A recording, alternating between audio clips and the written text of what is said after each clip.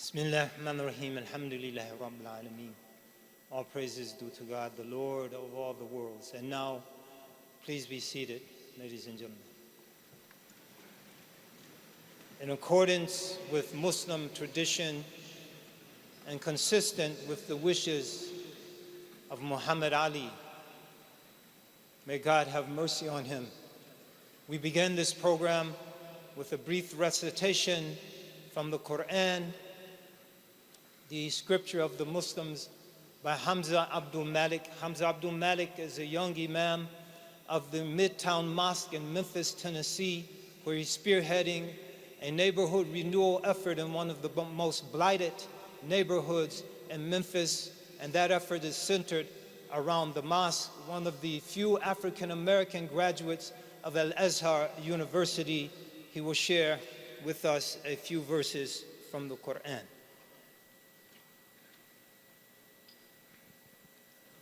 Ladies and gentlemen, Hamza Abdul Malik.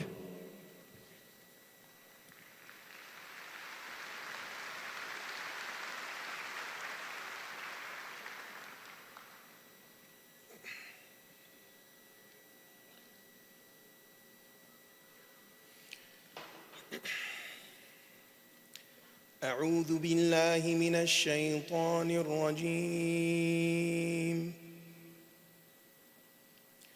بسم الله الرحمن الرحيم.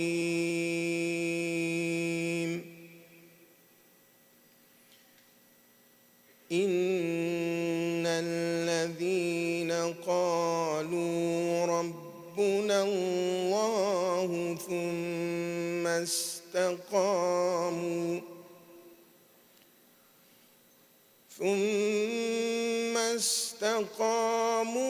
تتنزل عليهم الملائكة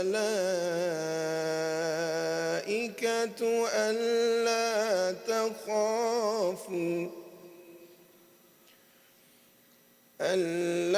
تخافوا ولا تحزنوا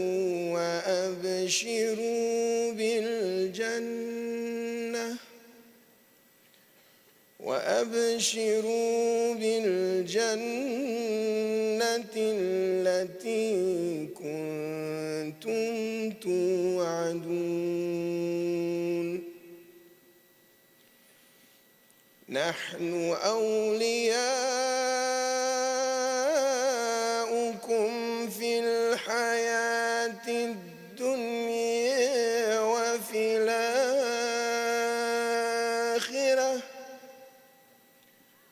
ولكم فيها ما تشتهي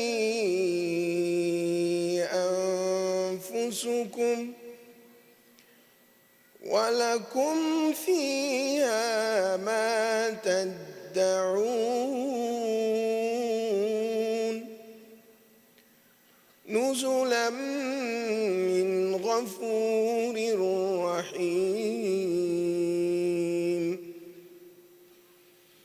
ومن أحسن قولا ممن دعا إلى الله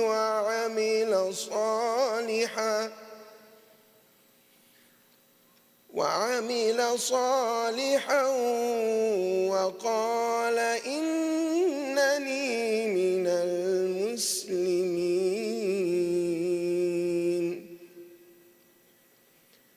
ولا تستوي الحسنة ولا السيئة ادفع بالتي هي أحسن فإذا الذي بينك وبينه عداوة كأنه ولي حميم.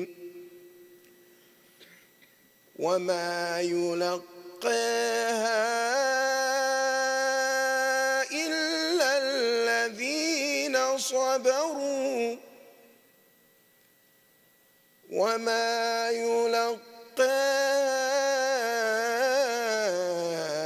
إلا ذو حظ عظيم.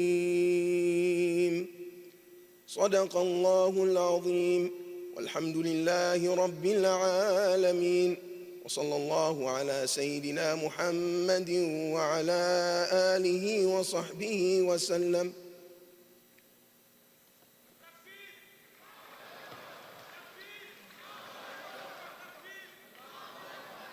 And now with the with the translation of those, we would like to bring to the stage Aya Kutma. Aya Kutma is a second-generation daughter of Syrian immigrants.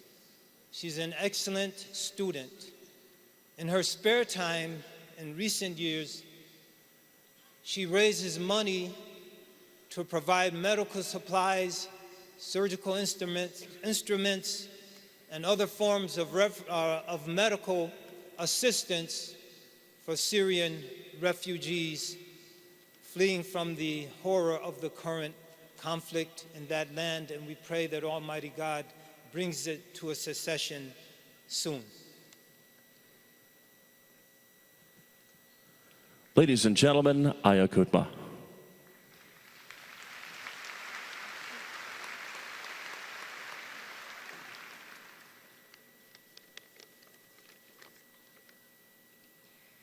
In the name of God, the most gracious, the most merciful.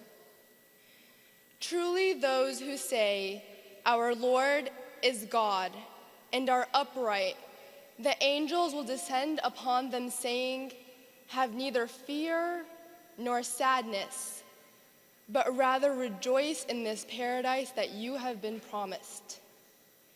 We are your allies in this lower life and the hereafter, where you will have your heart's desire, and you'll have whatever you ask for, hospitably from the one most forgiving, most merciful. Who is more beautiful in speech than the one who invites to God and does righteous works, saying, "Truly I am submitted to God"? For good and evil are not equal. Repel ugliness with beauty, and behold, the one between you and whom there was enmity is transformed into a warm friend. But no one arrives at the station without great patience and immense fortune. Surah Fussilat, Prostration, chapter 41, verses 30 to 35. Thank you.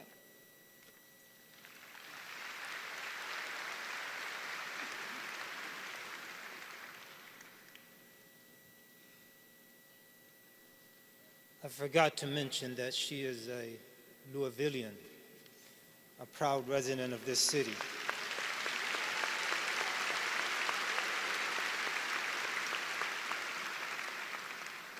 Oh God, bless this day of ours. You are our protector. What an excellent protector. What an excellent helper.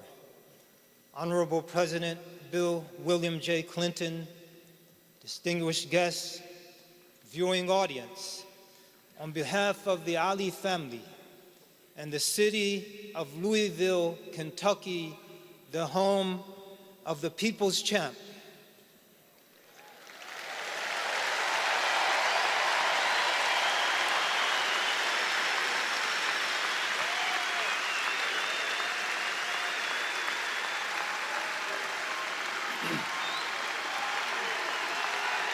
Ali, Ali, Ali.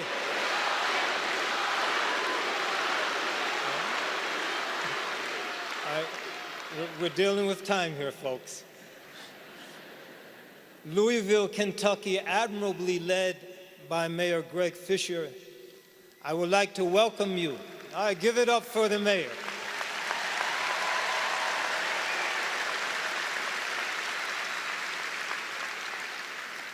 I would like to welcome you to this memorial service for the people's champ, Muhammad Ali. At this time, we would like to introduce our first speaker, Dr. Reverend Kevin W. Cosby.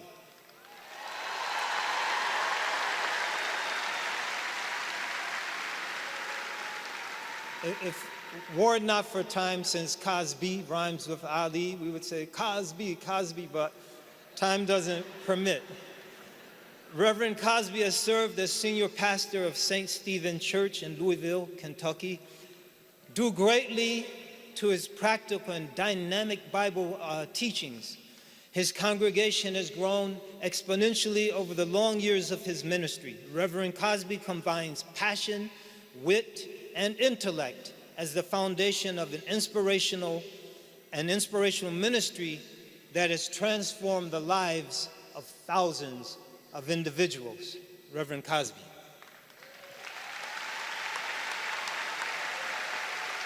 Thank you.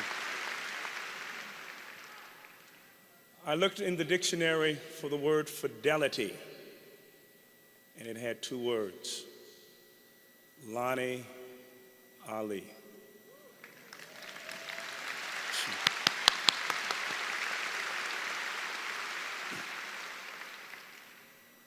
In 1967, 9 months prior to his assassination and martyrdom, Dr. Martin Luther King Jr. was interviewed by Merv Griffin on the Merv Griffin Show.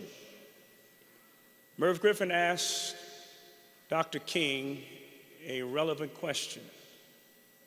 He said, "Dr. King, what has been the greatest effect and impact that the civil rights struggle has had on the Negro?" Dr. King paused and said, "Besides the dismantling of barriers that prohibited the Negro from free access, the greatest and the most profound effect that the civil rights struggle had was that it infused in the Negro something that the Negro needed all along. And that was a sense of somebodyness." You will never be able to appreciate what Dr. King meant when he said the Negro needed a sense of somebodyness until you understand the 350 years of nobodyness that was infused into the psyche of people of color. Every sacred document in our history, every hallowed institution conspired to convince the African in America that when God made the African, that God was guilty of creative malfeasance. All of our sacrosanct documents from the Constitution said to the Negro that you're nobody. The Constitution said that we were 3/5 of a person. Decisions by the Supreme Court, like the Dred Scott decision, said to the Negro, to the African, that you had no rights that whites were bound to respect. And even Francis Scott Key, in his writing of the Star-Spangled Banner, we sang verse 1, but in verse 3, he celebrates slavery by saying, "No refuge can save the hireling and slave from the sorrow of night or the death of the grave." Every institution, from religion to entertainment, from Amos and Andy to Jane and Tarzan, infused in the psyche of the Negro that he was inferior. But something happened to the Depression generation and the World War II generation of African Americans. Jackie Robinson picked up his bat and hit a ball, and the Brooklyn Dodgers win the pennant. Joe Louis dismantles the pride of Aryan supremacy by knocking out Max Smelling in 124 seconds. Jesse Lewis runs in ambulatory speed and wins 4 gold medals. Rosa Parks sits down on a bus in Montgomery in December of 1955, and a young seminary student from Boston University stands up and takes the complex ideas of Niebuhr and Tillich and dips it in chocolate so Big Mama can understand it.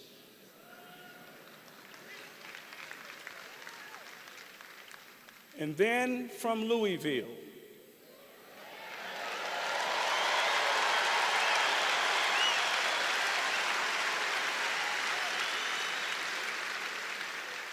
emerged a silver-tongued poet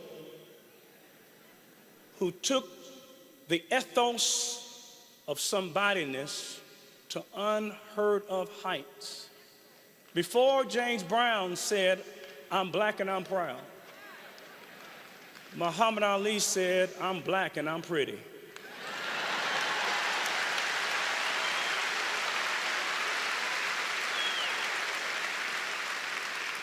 Black and pretty was an oxymoron. Blacks did not say pretty. The first black millionaire in this country was not Oprah, but it was Madam C.J. Walker, who made products in order to help black people escape their Africanity. But Muhammad Ali said, "I'm proud, I'm pretty, I'm glad of who I am." And when he said that, that infused in Africans a sense of somebodyness. To extrapolate Muhammad Ali from the times in which he lives is what's called historic presentism. It is to talk about George Washington and not talk about the American Revolution. It's to talk about Abraham Lincoln and not talk about the Civil War. It's to talk about Franklin Delano Roosevelt and not talk about the Depression and World War II. Our brother Muhammad Ali was a product of a difficult time, and he dared to love black people at a time when black people had a problem loving themselves. He dared to affirm the beauty of blackness. He dared to affirm the power and the capacity of African Americans. He dared to love America's most unloved race. And he loved us all. And we loved him because we knew he loved us. He loved us all, whether you lived in the suburbs or whether you lived in the slums, whether you lived on the avenue or whether you lived in an alley, whether you came from the penthouse or whether you lived in the projects, whether you came from Morehouse or whether you had no house, whether you were high yellow or boot black, Muhammad Ali loved you. Our city is known for two things. It is known for Muhammad Ali. It is known for the Kentucky Derby. We hope you will come back and visit our city the first Saturday in May. We hope you will place a bet on one of the horses. But if you do, please know the rules. What will happen is the horses will start off in the starting gate, and then the signal will be given. They will run in the mud for 2 minutes, and the winner will then be led to the winner's circle where a wreath of roses will be placed around the horse's neck. We want you to make a bet, but please know the rules. You cannot bet for the horse once it's in the winner's circle. You have to bet for the horse while it's still in the mud.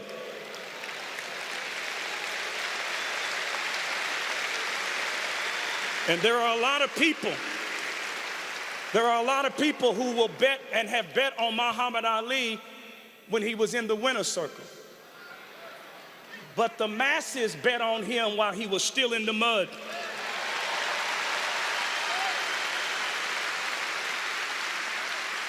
Kareem Abdul-Jabbar stood with him when he was in the mud. Jim Brown stood with him when he was in the mud. Bill Russell stood with him when he was in the mud. Howard Cosell stood with him when he was in the mud.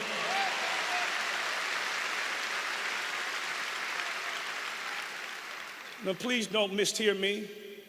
I am not saying that Muhammad Ali is the property of black people. He is the property of all people.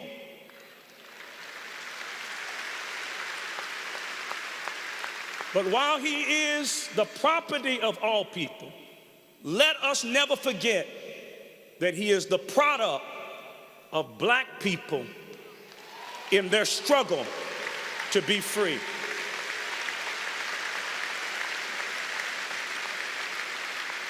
I went looking for Jesus on a poor West End street, thinking that I would find him as he walked around with men and women with stumbling feet. People who had their heads bowed low because they were broke and had nowhere to go. But then I went looking for Jesus way in the sky, thinking he would wear a robe that would dazzle my eye. When suddenly Jesus came walking by with stumbling feet because he'd been hanging with the poor on a West End street.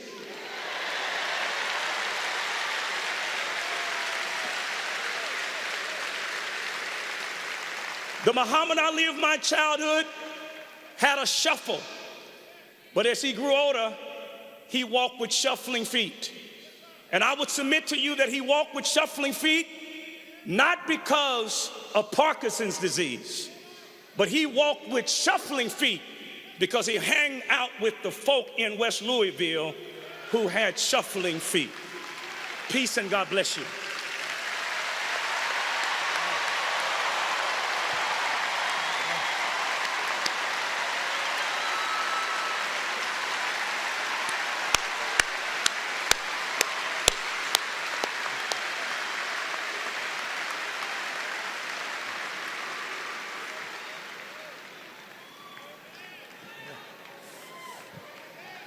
Yes, yes, yes.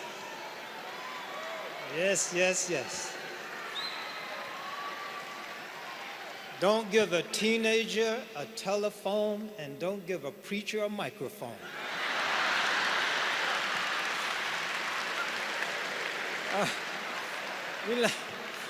We like to bring Senator Orrin Hatch to the stage, now in his 7th term as Utah's senator, one of Utah's senators. He is the most senior Republican in the Senate, author of some of the most far-reaching legislation in recent decades.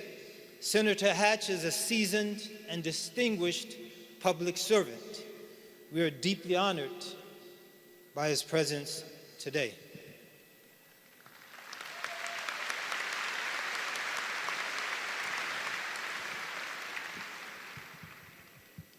Wow, Reverend, that was really good. It's hard for this poor old senator to have to follow that, is all I can say. Well, ahead of the first fight with Sonny Liston, Muhammad Ali stood before a crowded pack of reporters and told the world unapologetically who he was. I'm the greatest.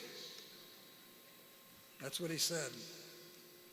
With this simple proclamation, Ali took the pen of history and wrote his own title in the textbooks.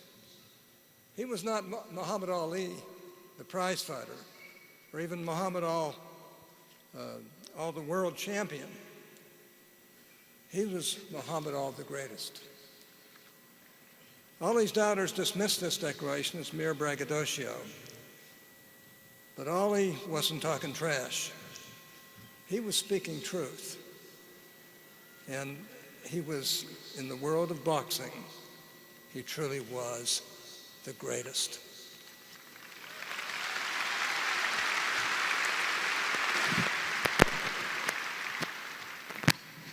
With the cutthroat quickness of a street fighter and the simple grace of a ballerina, Ali moved with Achilles-like agility and punched with Herculean strength. But to assume that Ali's greatness stems solely from his athletic prowess is to see only half the man. Ali was great, not only as an extraordinary fighter, he was a committed civil rights leader an international diplomat, a forceful advocate of religious freedom, an effective emissary of Islam. He was something. He was caring as a father, a husband, a brother, and a friend. Indeed, it is as a personal friend that I witnessed Ali's greatness for myself. I first met Muhammad Ali 28 years ago, almost to the day, to this day. I was in my Senate office, and an assistant called in and said, "You have a visitor outside." And I was really surprised that it was none other than the champion himself. The friendship we developed, I think, was puzzling to many people, especially to those who saw only our differences. I might say that, but where others saw difference, Ali and I saw kinship. We were both dedicated to our families and deeply devoted to our faiths. He took Islam, and I to the Church of Jesus Christ of Latter-day Saints. We were both products of humble backgrounds and hard-scrabble youth. Ali grew up poor here in Louisville, and I grew up poor in Pittsburgh. True, we were different in some ways, but our differences fortified our friendship. They did not define it. I saw greatness in Ali's ability to look beyond the horizon and our differences, to find common ground. This shared sensibility was the foundation of a rich and meaningful relationship that I will forever treasure. One of my fondest memories of our friendship was when Ali joined me in the Salt Lake, to go and listen to the Salt Lake Mormon Tabernacle Choir. I have to say, it was the famed Mormon Tabernacle Choir. And Ali, loved music, and he enjoyed the choir's performance. But he seemed most excited to share his own religious beliefs with those who came to hear the Christian hymns. Ali attracted big crowds that day, and as he always did, and eagerly gave everyone autographed pamphlets explaining his Muslim beliefs. Hundreds of Mormons lined up to grab all these pamphlets, and of course, I took one for myself. I respected his deeply held convictions just as he respected mine. In our relationship, it was anchored by our different faiths. Ali was open to goodness in all of its diverse realities and varieties. On another occasion, I took Ali to Primary Children's Hospital in Salt Lake City. We visited with downtrodden children who perhaps had never smiled a day in their lifetime until Ali showed up. Ali held those kids and looked into their eyes. They would grin from ear to ear. These are kids that never smiled. They were so pained. The nurses were astounded. Never before had they seen someone who had connected so immediately and profoundly with these sick children. Ali had a special way with kids, as we all know. He may have been a tough and tenacious man in the ring, but he was compassionate and tender around those that he loved. For all of his ferocity as a fighter, Ali was also a peacemaker. A particular radio host in Utah berated me constantly on the airwaves, week after week. And one day the host asked if I would arrange for Ali to meet Utah's former middleweight champion, Gene Fulmer, for a joint interview. Ali agreed, knowing the appearance could help me build some goodwill, but he also was very interested in meeting Gene as well. It was an unforgettable experience. Here were two champions, face to face, reminiscing about some of the best fights the world has ever seen. And I have to say, and in the process, Ali claimed that radio host, well, he charmed the radio host so much on my behalf, gently transforming a an unrepentant antagonist into a respectful sparring partner. So dedicated was Ali to our friendship that he joined me on the campaign trail during several election cycles.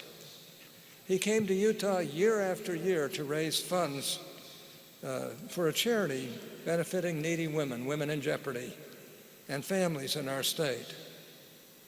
Ali didn't look at life through the binary lens of Republican, Democrat, so common today. He saw worthy causes and shared humanity. In Ali's willingness to put principles ahead of partisanship, he showed us all the path to greatness. And I'll never forget that greatness, nor will I ever forget him.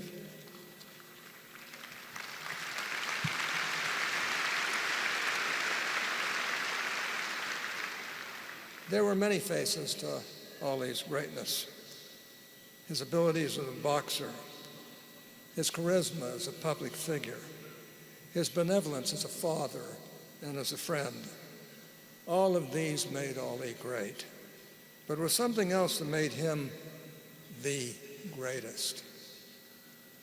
Ali was the greatest because, as a debilitated yet unbroken champion in his later years, he pointed us to a greatness beyond ourselves, a greatness beyond even Ali.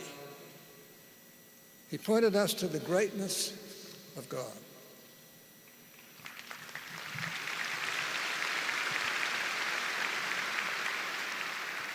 God raised up Ali to be the greatest fighter in the world of all time. Yet he allowed Ali to wrestle with Parkinson's disease, an inescapable reminder that we are all mortal and that we are all dependent on God's grace. Ali believed this himself. He once told me, "God gave me this condition to remind me always that I am human and that only He is the greatest."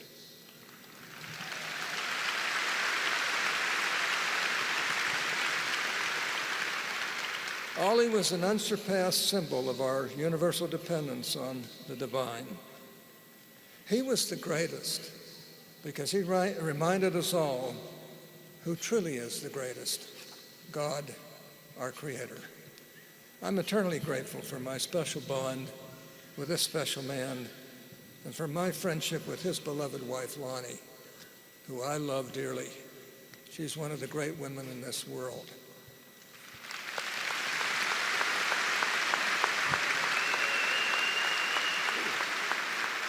She was dedicated to her companion to the very end, and boy, I know it. I pray that all may rest peacefully, and that Ali will rest peacefully in the presence of the greatest of all, even our God. I can bear testimony that I believe in God. I believe that we're here on earth for a reason.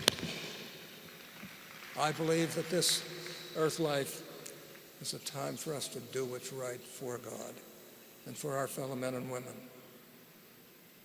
And I don't know that I've ever met anybody who did it any better than my friend, Muhammad Ali. God bless you. God bless the family.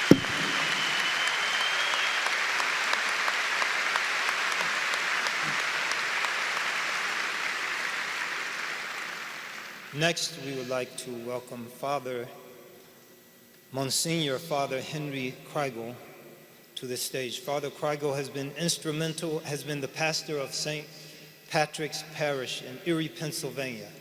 He was ordained in 1970 and named a domestic prelate with the title Monsignor by Pope John Paul II in 1991. His wisdom, scholarship, and spiritual guidance is a source of solace and guidance for Catholics and members of other faith communities far, far beyond his Pennsylvania home. Father Kreigel.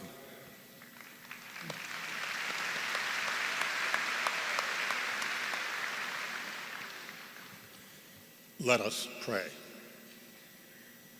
Loving, eternal God, as we gather today in prayer, we do so with an abiding sense of gratitude. Our gratitude knows no bounds as we thank you for the gift of this good and gentle man. Muhammad Ali opened our eyes to the evil of racism, to the absurdity of war. He showed us with incredible patience that a debilitating illness need never diminish joy and love in our lives. He chided our consciences. He awakened in us a deeper sense of the need to respect one another, to set aside racial differences. The legendary fighter of all time in reality taught us to heal rather than to fight, to embrace rather than to turn away, to include rather than exclude. While proclaiming himself to be the greatest, he showed us that his greatness lay in his love and concern for others, most particularly the marginalized, the suffering, the helpless, the hopeless. Your gift of him has enriched us, has made us better people, has created a more gentle world. We dare not return him to you today without expressing our gratitude for the gift of him. Amen.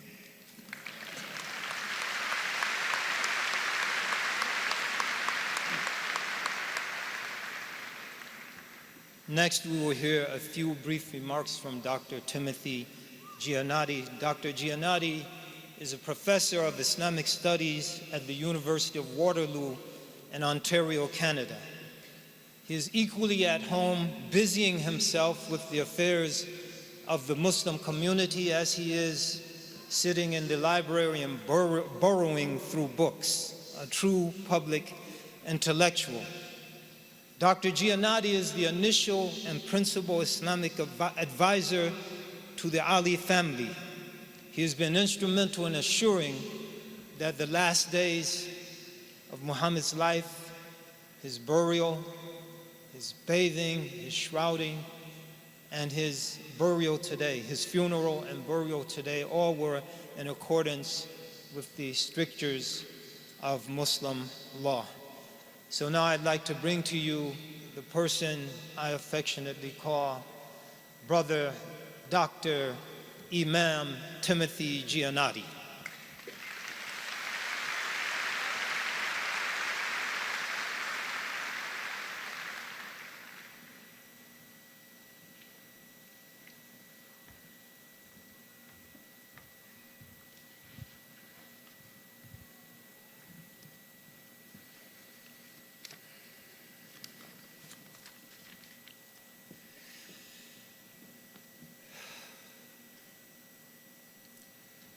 Bismillah ar-Rahman ar-Rahim. In the name of God, who is the loving nurturer of the creation and the ever compassionate and ever merciful. I'd like to share a prayer today.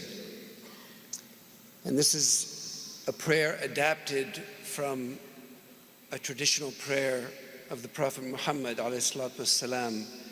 May God's peace and blessings be upon him. But before I do so, I would just like to say to the family, to Lonnie, to everyone here, that serving Muhammad Ali has been one of the greatest privileges of my life.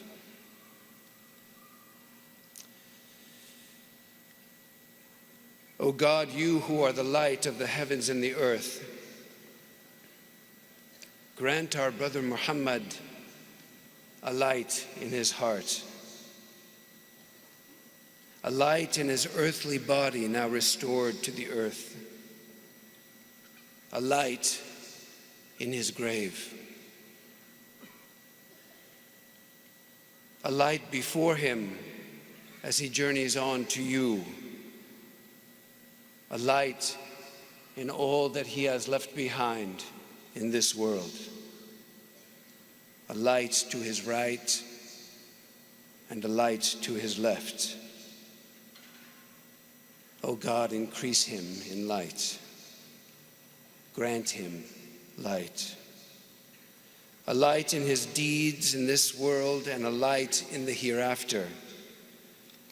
A light in the hearts of those whom he loved, and a light in the eyes of those who loved him. A light in those whom he knocked down, and a light in those whom he lifted up. A light in his words which echo in our hearts. A light in the lives of all those whom he touched. A light in his children, and a light in their mothers. A light in his grandchildren, and a light in his devoted wife, Lani. O Lord, increase your servant in light and give him light. Embrace him in light and fill us all with light. Ya Nuru Samawati wal Ard, O you who are the light of the heavens and the earth. Ya Arham Ar-Rahimin, O you who are the most merciful of all those who show mercy. Ya Allah, Yahu.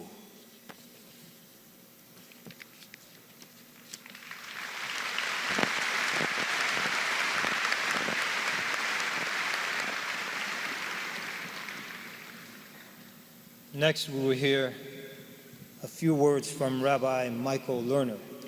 Rabbi Lerner is not only the rabbi of Beit Tikkun, but also the editor of Tikkun magazine. As the magazine's name suggests, Rabbi Lerner has dedicated his life to working to heal and repair the world. Rabbi Lerner is never afraid of ruffling a few feathers, so we ask him to be nice today. Rabbi Lerner.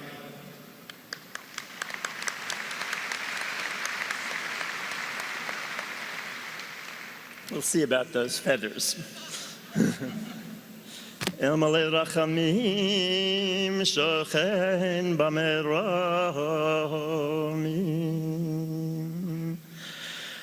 Master of compassion, God of compassion, send your blessings to Muhammad Ali, and send your blessings to all who mourn for him, and send your blessings for all the millions and millions of people who mourn for him all over this planet.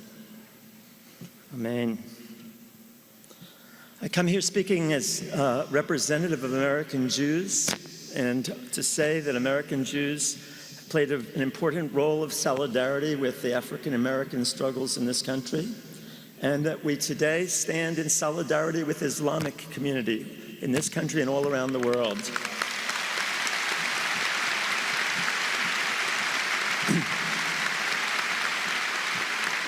We will not tolerate politicians or anyone else putting down Muslims and blaming Muslims for a few people.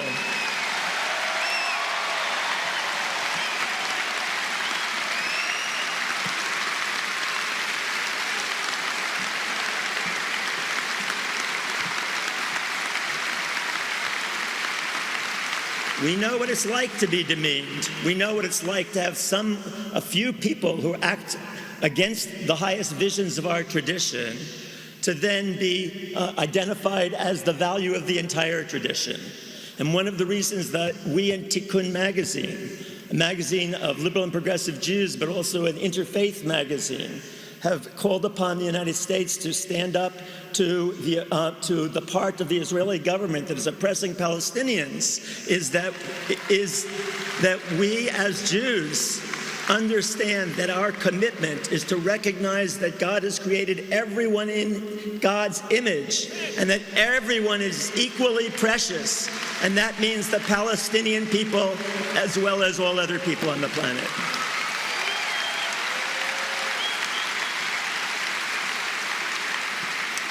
I know the people of Louisville have a special relationship to Muhammad Ali, and I had a personal relationship in the 60s when both of us were indicted by the federal government for our various stands against the war in Vietnam. I want to say that although he was cheered on as the heavyweight champion of the world, you know, the truth is that in all the honor to him, but heavyweight champions of the world come and go, and sports heroes come and go. There was something about Muhammad Ali that was different. At the key moment when he had that recognition, he used it to stand up to an immoral war and say, "No, I won't go."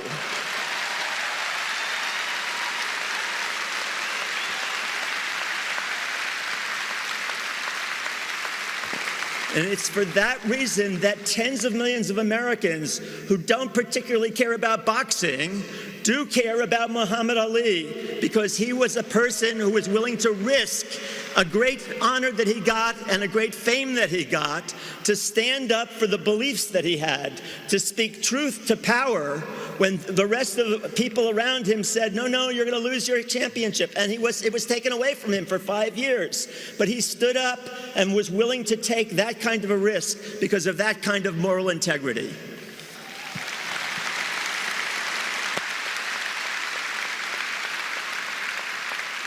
So I want to say, how do we honor Muhammad Ali?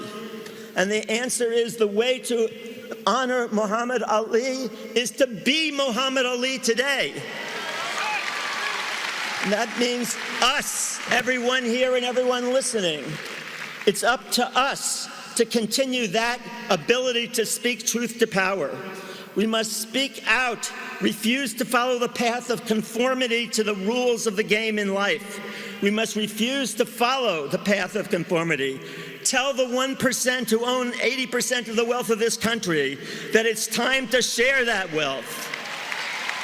Tell the politicians who use violence worldwide and then preach into nonviolence to the oppressed that it's time for them to end their drone warfare and every other form of warfare, to close our bases around the world, to bring the troops home. Tell those who created mass incarceration that it's time to create a guaranteed income for everyone in our society. Tell judges to let out of prison the many African Americans swept up by racist police and imprisoned by racist judges.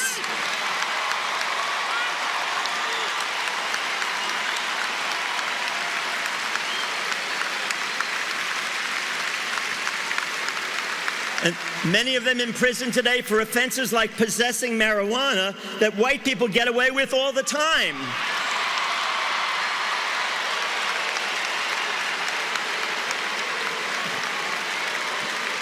Tell our elected officials to imprison those who authorized torture and those who ran the big banks and investment companies that caused the economic collapse of 2008. Tell the leaders of Turkey to stop killing the Kurds. Tell Israeli Prime Minister Netanyahu that the way to get security is for Israel is to stop the occupation of the West Bank and help create a Palestinian state. Tell the next president of the United States that she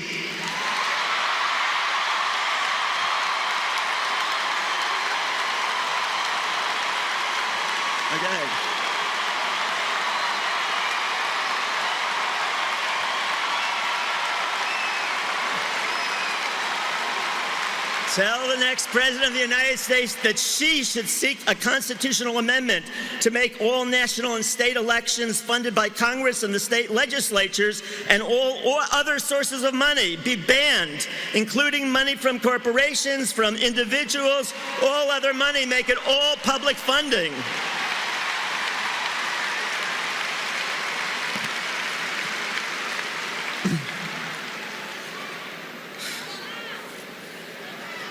Tell her that the way to achieve homeland security is not for us to try new ways of domination. The strategy of domination of the world, of the other, to get security has been tried for the last 10,000 years, and it doesn't work. The way to get security is for the United States to become known as the most generous and caring country in the world, not the most powerful. And we can start with a global and domestic Marshall Plan to once and for all end global and domestic poverty, homelessness, hunger, inadequate education, inadequate health care. So I want to, as chair of the Interfaith Network of Spiritual Progressives, by the way, spiritualprogressives.org, come and join us, spiritualprogressives.org.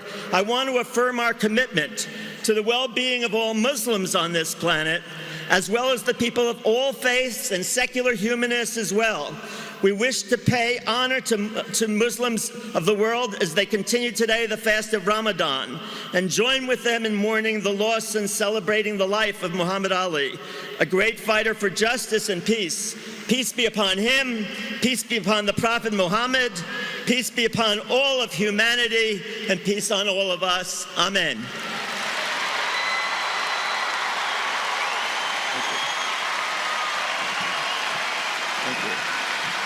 You'll have to go.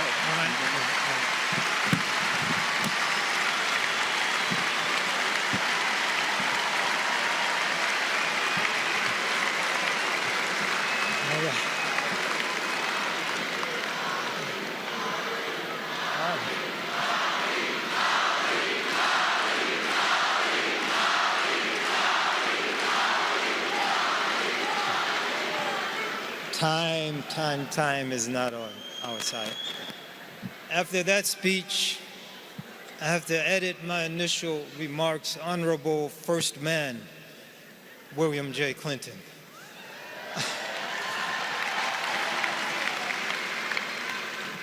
Chief Sidney Hill, in 2002, Sidney Hill was selected as Tadaduho, or principal spiritual leader of his people, a true friend of the earth and beloved to all who know him. He is a leader whose spirituality is coupled with a passionate pursuit of justice. We are honored that he has come here today to share a few words and a few thoughts with us. Chief Hill.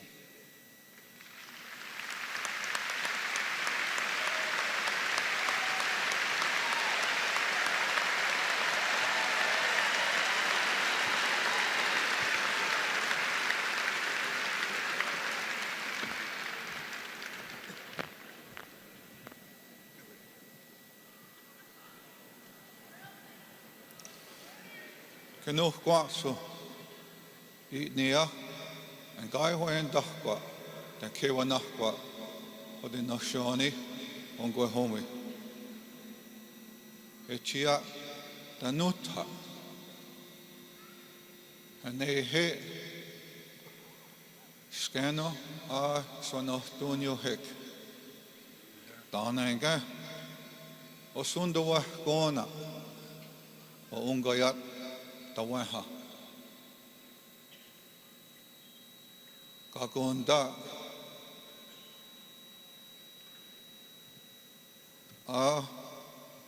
Swanigo Hayenda Hamwa Sungwaya Daihwa Aho Hahakwaisha Scano Hadadia Tik Tauhan Jade Sungwaya Disai Sa Deot Haswanah Dunkwa Allah Daneto.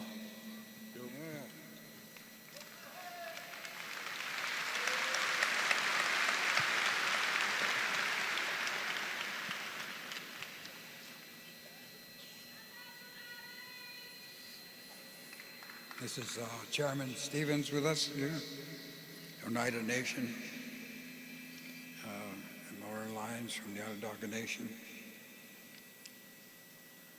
Translation, he said, my relatives, it is my responsibility to pick up the words for the Haudenosaunee, the people of the Longhouse. They wish you well. They want you to be at peace of mind. Now, this great darkness that has happened to us, you must understand that he who had gathered us here, that his road is straight. Peacefully, he will arrive at his land, Sungwaya Disae, our Creator.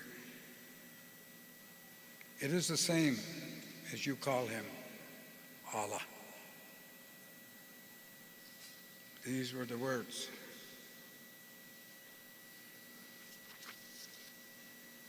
And to the family, and relatives, and friends of Muhammad Ali. Muhammad Ali was a leader among men and a champion of the people.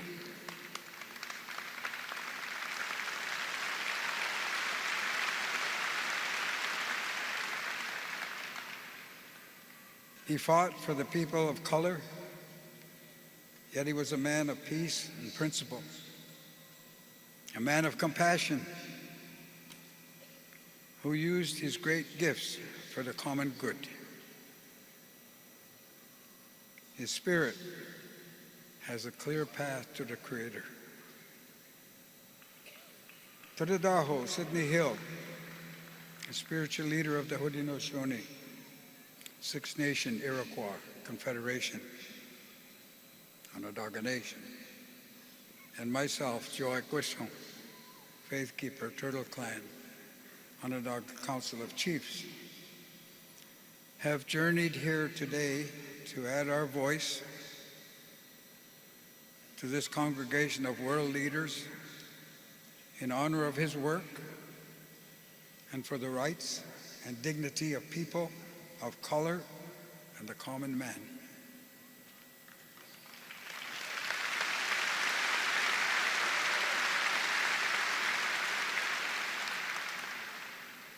He was always in support of the indigenous peoples of this hemisphere in our quest for our inherent land rights, self-determination, identity, and collective rights that include the natural world.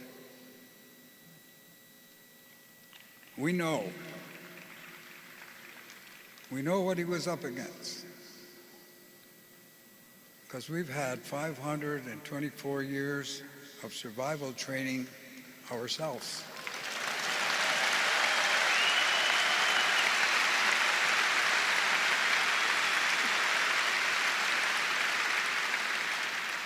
In 1978, a congressman from the state of Washington put a bill into Congress to terminate our treaties with the United States.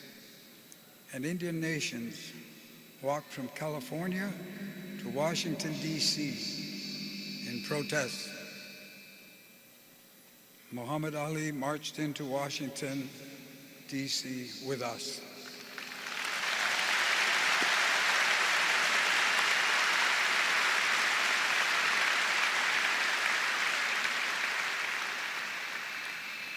He was a free, independent spirit. He stood his ground with great courage and conviction, and he paid a price. And this country did too, and we all did. Values and principles will determine one's destiny, and the principles of a nation will do the same. Poor people do not have many options. And you fighters know what I'm talking about.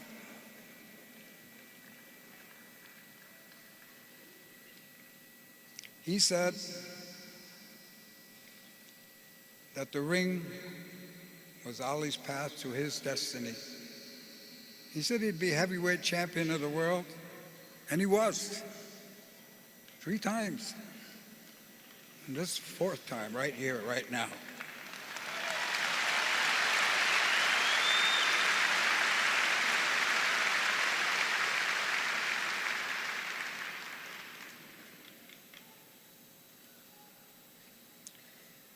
On his journey in life, he lived and learned the hard way. He brought a light into this world, my world, our world. And that light will shine a long, long time.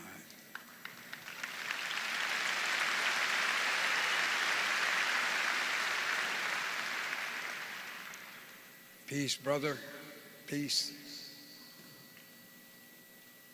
And on behalf of Tadadaho, the Haudenosaunee, my friend Ernie, and the indigenous people everywhere, peace. Thank you. Yawaha.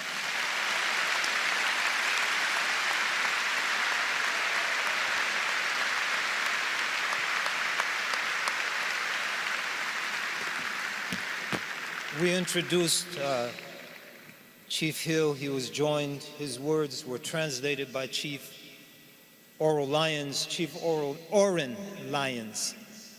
who was born into a traditional indigenous family, grew up on the native reservations of upstate New York. In 1970, he became the chief and faith keeper of the Turtle Clan of the Onondaga Nation. His scholarship, stewardship, and leadership is a source of benefit and great blessing for all who know him. Now we'd like to introduce Rabbi Joe Rooks Rapport. Rabbi Rapport is senior rabbi of the temple here in Louisville, where he has been a leader in interfaith work. He has a passion for teaching youth, and in fact, it is his work with youth that led him to cross paths with Muhammad Ali. His religious leadership focuses on compassion, care, and working together with all to build a better world. Rabbi Rapport.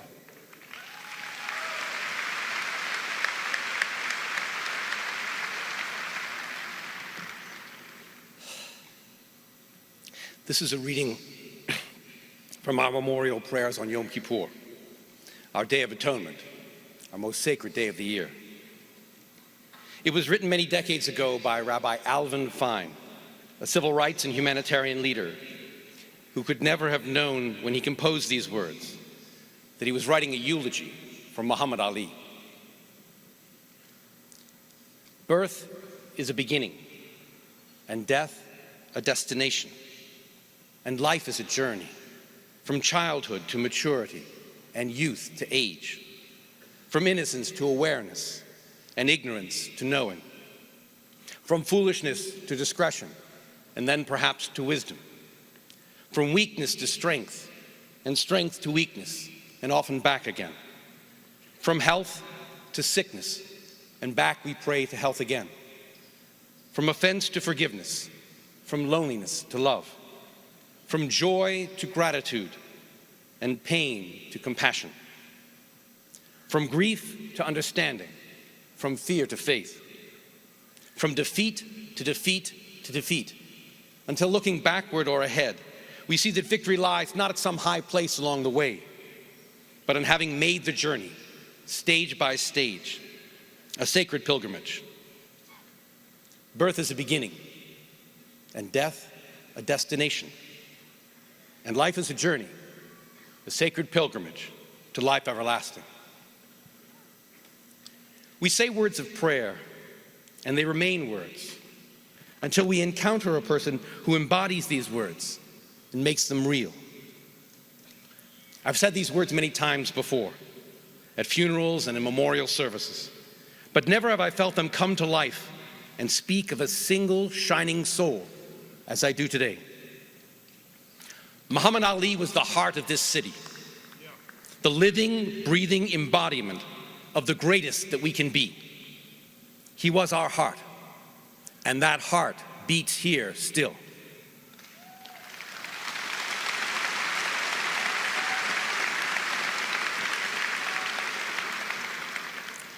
Let me tell you a story you already know.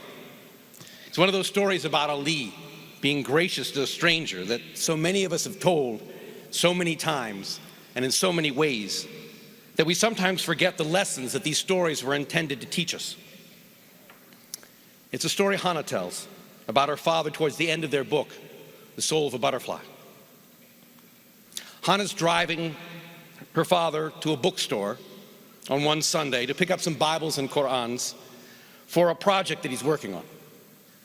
They pass an elderly man standing by the road with a Bible in one hand and his thumb in the air with the other. They offer him a ride. And he thanks them, saying that he's on his way home from church. He only needs to go a few miles down the street where he can pick up a cab. Hannah asks where he lives. He doesn't want to trouble them or go out of their way. He has no idea who's sitting in the front seat of this car. Until Muhammad Ali turns around and says, "It's no trouble at all. We're just on our way to a bookstore to buy some Bibles and Qur'ans." Once the man gets over meeting the greatest of all time, he insists that he has 3 Bibles in his house, and he'd be pleased to give them to Ali in appreciation for the ride. Ali thanks him, but says he wants to pay for the Bibles. The man says, "No, the Bibles were meant as a gift." Ali asks him what he does for a living, and it turns out that the man's had a stroke and he's been forced into retirement. Ali then tries to hand him a big pile of money for the Bibles. But the man refuses, and this is where things get interesting. Ali says, "Take the money, man, I'm trying to get into heaven." And the man replies, "So am I." Ali is not taking no for an answer. He says, "If you don't take the money, I might not get in." And the man replies, "If I do take your money, I might not get in." They arrive at his home, and the man invites him in to meet his wife of 30 years. He gives Ali the Bibles. Ali slips the money under a napkin on the kitchen table. They're about to leave, and Hannah gives the man her phone number and tells him to call her if he ever needs a ride home from church again. Sitting in the car, Ali turns to his daughter and asks, "Would you really go out of your way and pick him up and drive him all the way home?" And she says yes. And with tears in his eyes, he says, "That's me in you."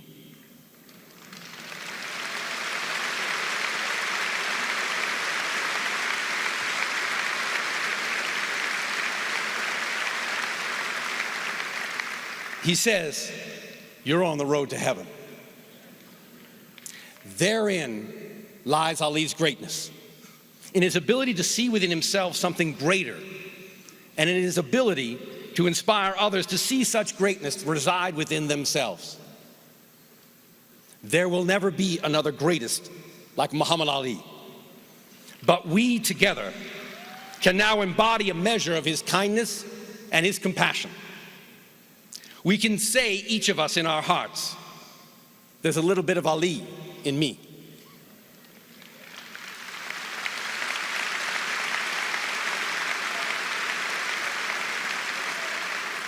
This week, we have mourned the loss and celebrated the life of a Louisville legend and a citizen of the world. And of all the words and in all the ways, the most powerful moments have always been made in the voices of young people, repeated in prayer services and chanted in the streets. "I am Ali. I am Ali. I am not the fighter that Ali was. And I may not have the courage which he never lacked.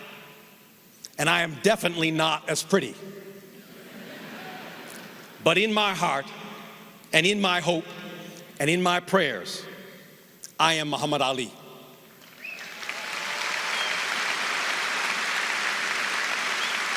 When we say that in our hearts, when we live that in our lives, then we together can build a legacy worthy of the greatest of all time.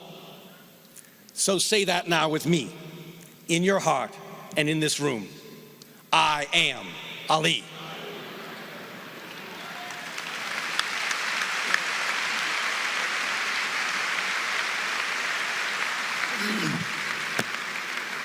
You know, one of the amazing things that we've witnessed during our time here in Louisville has been just so many stories of common, ordinary people.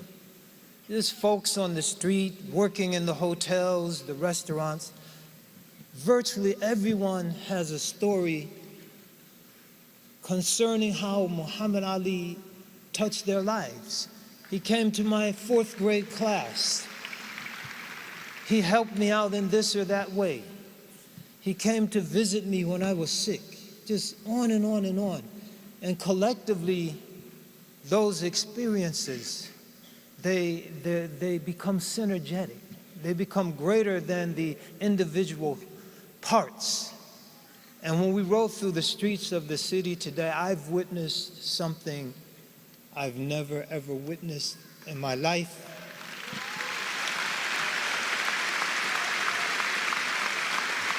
And I don't think I will ever witness again. I witnessed the power. In our Muslim tradition, we call it wilaya. It might be loosely translated as sainthood. I witnessed the power of sainthood.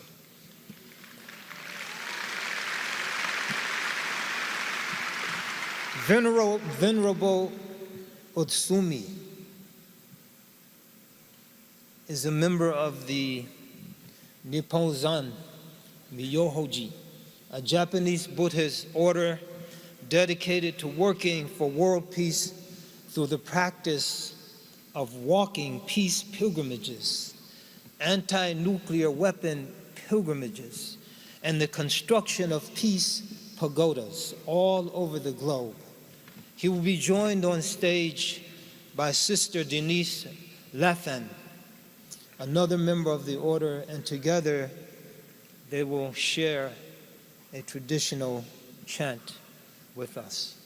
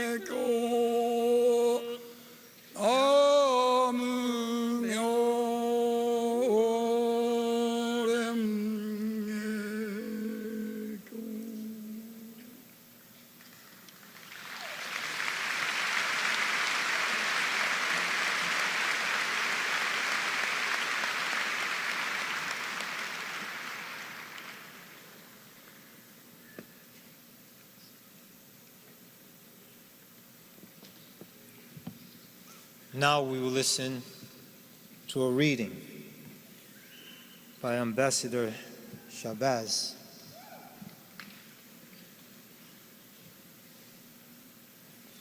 Ambassador Ata'Allah Shabazz is the eldest of 6 daughters born to Al-Hajj Malik Shahbaz and Dr. Betty Shahbaz.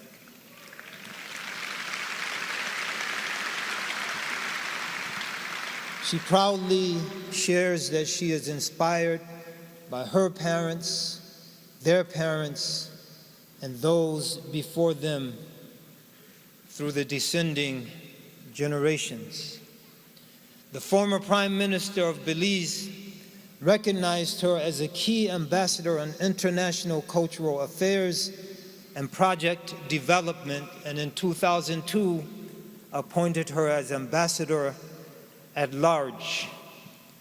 Powerful and elegant, we invite Ambassador Shahbaz to read and share and inspire us.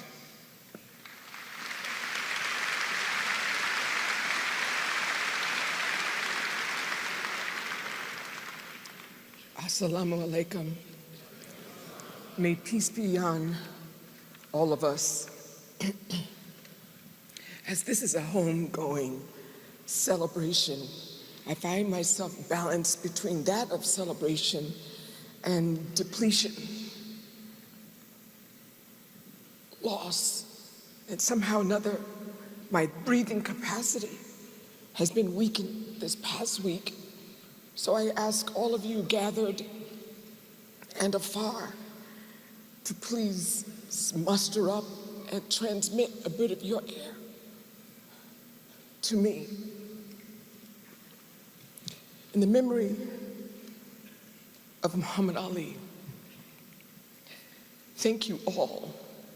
Shukran, merci, obrigado, muchas gracias, shukriya,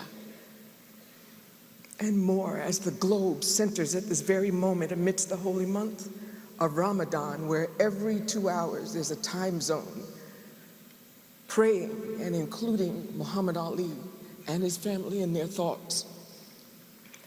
Amidst that are the prayers of all faiths, all those touched, even those that don't claim a religion, are feeling something right now in honor of the family and the memory of their father, husband.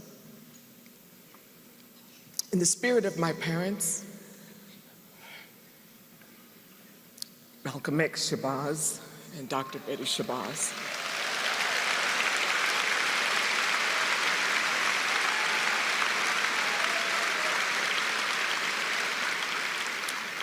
in the presence of my 5 younger sisters, our children, and our grandchildren, I would like to first honor his beloved wife, my sister, Lani Ali,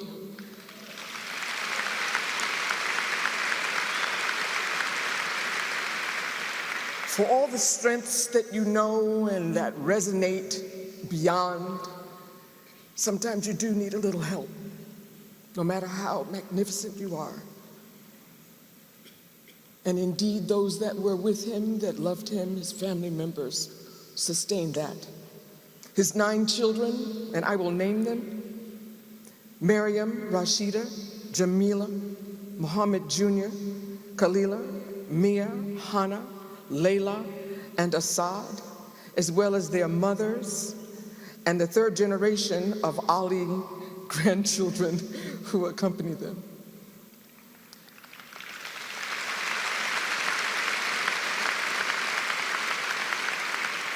To his only brother, Rahman, to his extraordinary example of a best friend, Howard Bingham,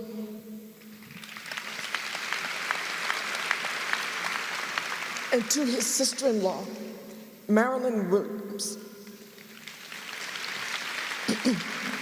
for all the grief that I am depleted by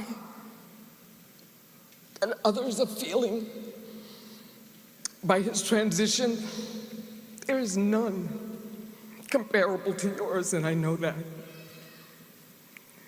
On this day and those to come, as you redefine your waking days with a life without him here presently, very different. Photos, memories, all the things that we have on him that keep him going. He touched you differently, and that has to be honored and recognized, never forsaken.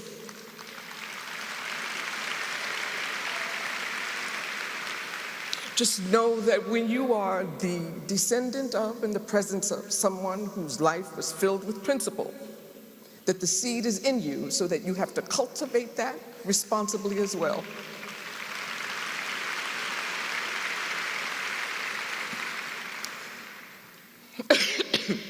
This moment is very meaningful for me to have been amongst those chosen and blessed by Muhammad himself and affirmed by his wife Lonnie to take part by sharing a prose of a statement during this homegoing ceremony. While he and I had a treasured relationship, the genesis of this love was through the love for my father.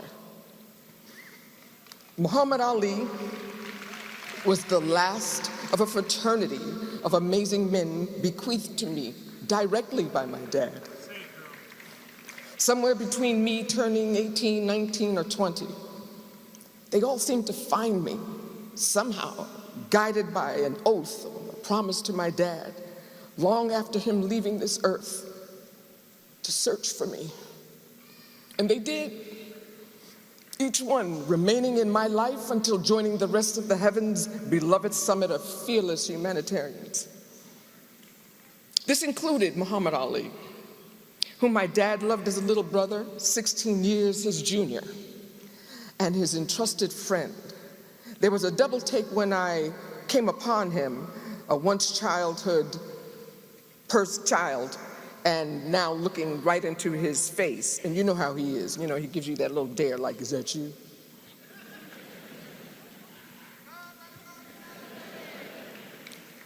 From the very moment we found one another, it was as if no time had passed at all, despite all of the presumptions of division, despite all the efforts at separation, despite all of the organized distancing. We dove right into all of the unrequited, yet stated and duly acknowledged spaces we could explore and uncover privately. We cried out loud. His belt, his grief for having not spoken to my dad before he left. And then just as loudly, we'd laugh about the best of stories and some that can't be repeated. He was really funny.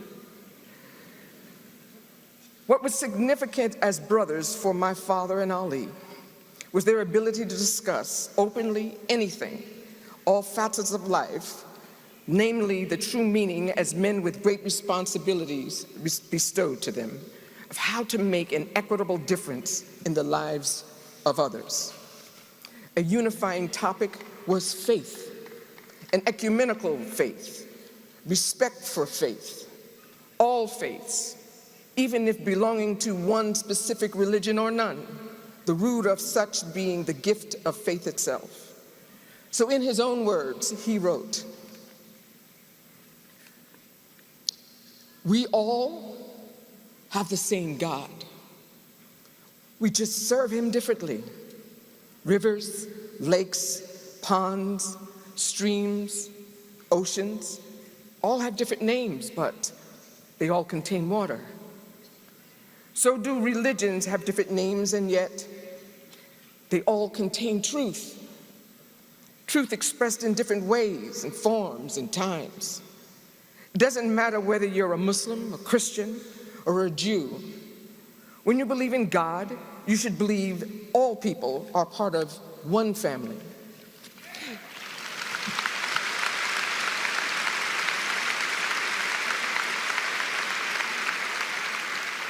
For if you love God, you can't love only some of his children.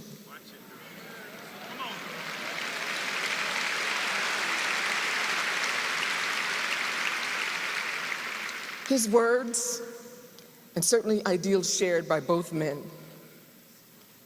Love is a mighty thing, devotion is a mighty thing, and truth always reigns. Having Muhammad Ali in my life somehow sustained my dad's breath for me just a little while longer, 51 years longer, until now.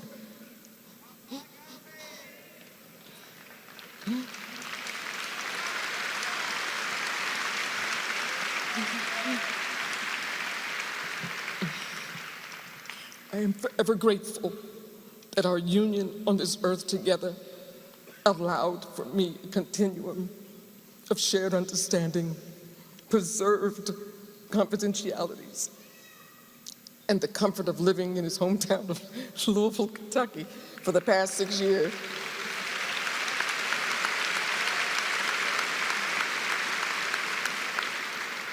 That was not a plan. And mostly for the gift of knowing and loving his wife and children forever forward, as my own family know that. As the last of the fraternity reaches the heavens, my heart is rendered ever longingly for that tribe of purpose, tribe of significance, tribe of confidence, tribe of character, tribe of duty, tribe of faith, tribe of service. We must make sure that the principle of men and women, like Muhammad Ali and others, whom dedicated their very being to assure that you get to recognize your own glory, is sustained and passed on like that Olympic torch. My dad would often state when concluding or parting from another, may we meet again in the light of understanding. And I say to you, with the light of that compass, by any means necessary.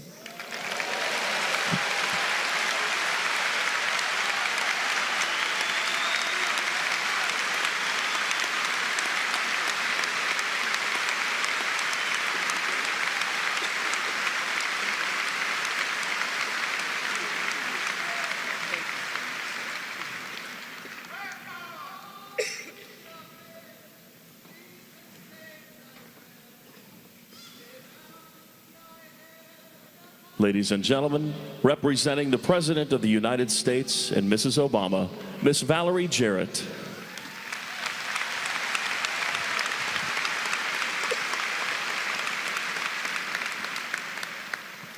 Good afternoon. On behalf of President Obama and Mrs. Obama, I wish to express to you their deepest regret that they couldn't be with us here today as we celebrate the extraordinary life of Muhammad Ali. I first met Muhammad Ali over 45 years ago through his friendship with my uncle, Gene Dibble.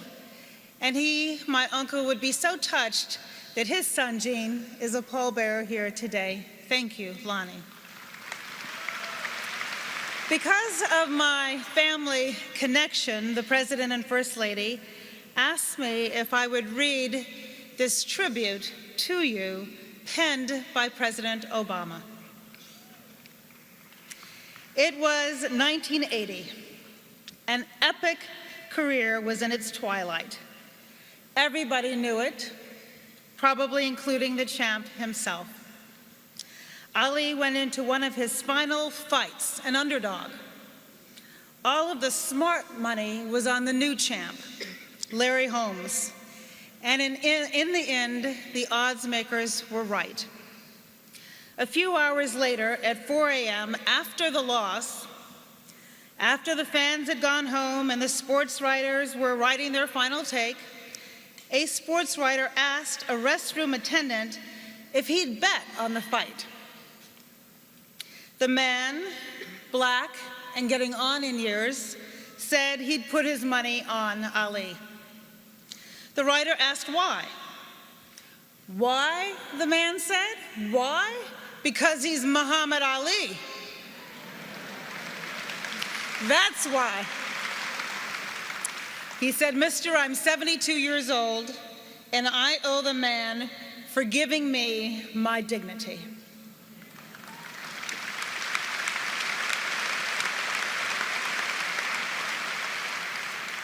Talani and the Ali family, President Clinton, and an arena full of distinguished guests. You are amazing. The man we celebrate today is not just a boxer or a poet or an agitator or a man of peace.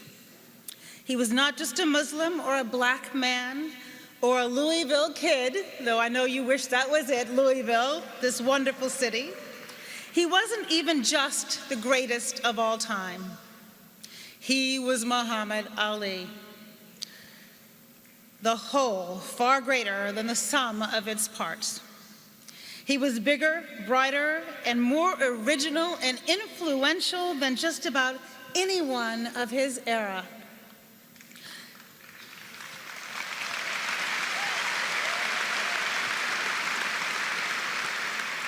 You couldn't have made him up. And yes, he was pretty too. He had fans in every city, every village, every ghetto on the planet. He was feted by foreign heads of states. The Beatles' British invasion took a detour to come to him. It seemed sometimes that the champ was simply too big for America. But I actually think that the world flocked to him in wonder precisely because, as he once put it, Muhammad Ali was America.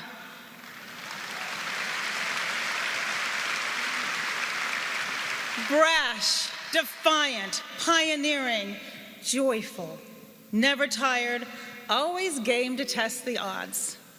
He was our most basic freedoms, religion, speech, spirit. He embodied our ability to invent ourselves. His life spoke to our original sin of slavery and discrimination, and the journey he traveled helped to shock our consciousness and lead us on a roundabout path towards salvation. And like America, he was always very much a work in progress.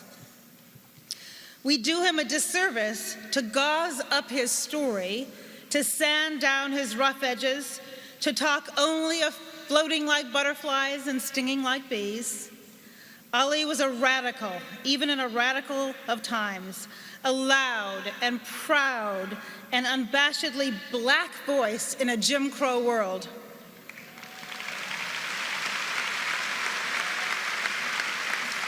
His jabs knocked some sense into us. Yes, they did, pushing us to expand our imagination and bring others into our understanding. Now, there were times when he swung a bit wildly, that's right, wound up and accidentally may have wronged the wrong opponent, as he was the first to admit. But through all his triumphs and failures, Ali seemed to achieve the sort of enlightenment and inner peace that we are all striving towards. In the 60s, when other young men his age were leaving the country to avoid war or jail, he was asked why he didn't join them. He got angry. He said he'd never leave. His people, in his words, are here the millions struggling for freedom and justice and equality, and I can do a lot of help in jail or not, right here in America.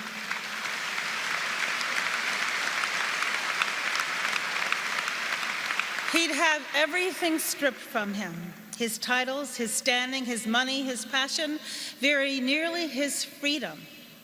But Ali still chose America. I imagine he knew that only here in this country could he win it all back. So he chose to help perfect a union where a descendant of slaves can become the king of the world. And in the process, lend some dignity to all of us. Maids, porters, students, an elderly bathroom attendant, and help inspire a young, mixed kid with a funny name to have the audacity to believe he could be anything, even the President of the United States.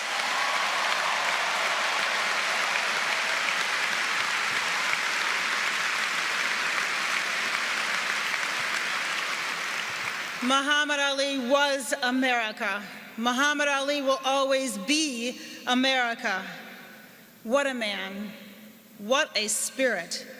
What a joyous, mightiful champion. God bless the greatness of Ali. God bless his family. And God bless this nation we love. Thank you very much.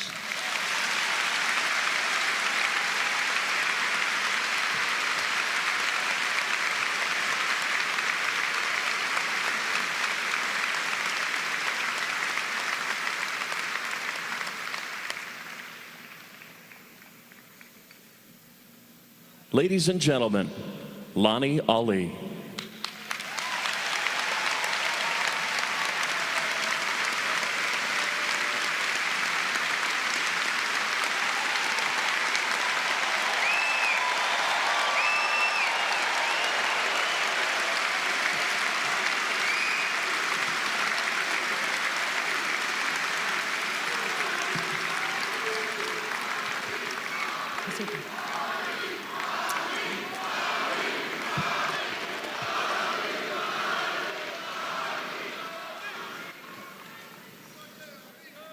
Assalamu alaikum.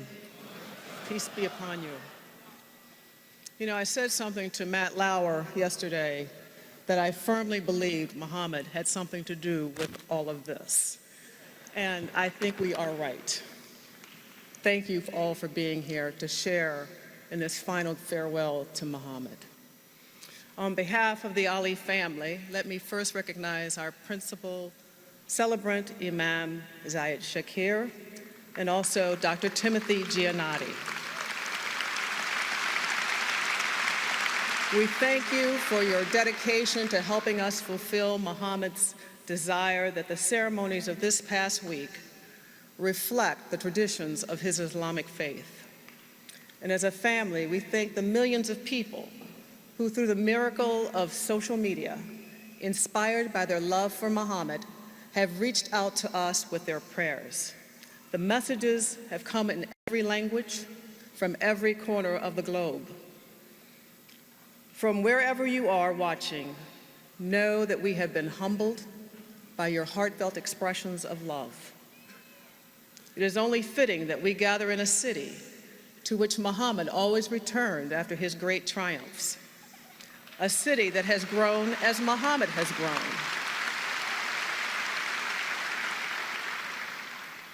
Muhammad never stopped loving Louisville, and we know that Louisville loves Muhammad.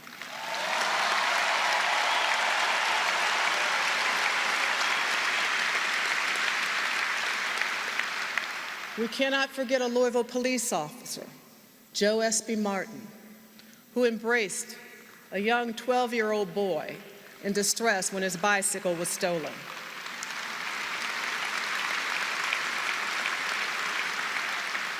Joe Martin handed young Cassius Clay, sorry for tripping over that last word, Clay, the keys to a future in boxing he could scarcely have imagined. America must never forget that when a cop and an inner city kid talk to each other, then miracles can happen.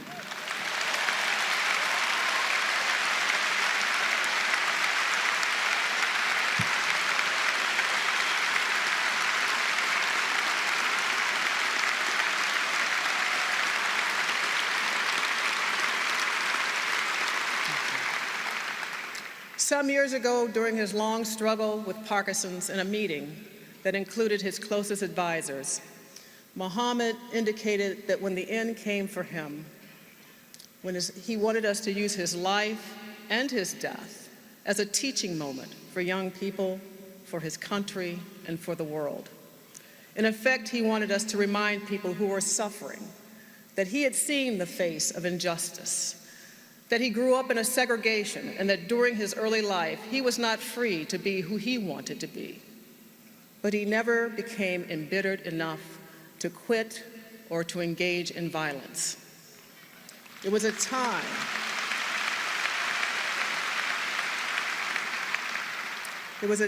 when a young black boy his age could be hung from a tree, Emmett Till in Money, Mississippi in 1955, whose admitted killers went free. It was a time when Muhammad's friends, men that he admired, like Brother Malcolm, Dr. King, were gunned down, and Nelson Mandela imprisoned for what they believed in.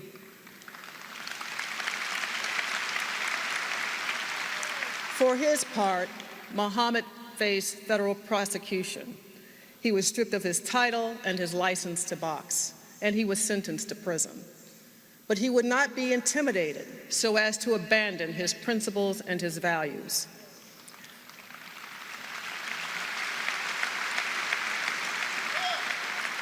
Muhammad wants young people of every background to see his life as proof that adversity can make you stronger. It cannot rob you of the power to dream and to reach your dreams. This is why we built the Muhammad Ali Center, and that is the essence of the Ali Center message.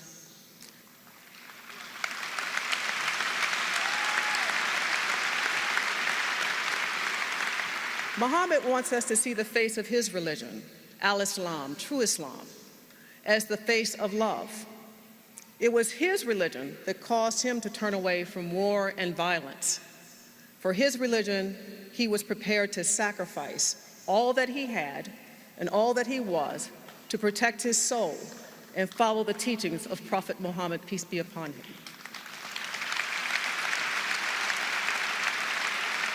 So even in death, Muhammad has something to say. He is saying that his faith required that he take the more difficult road. It is far more difficult to sacrifice oneself in the name of peace than to take up arms in pursuit of violence.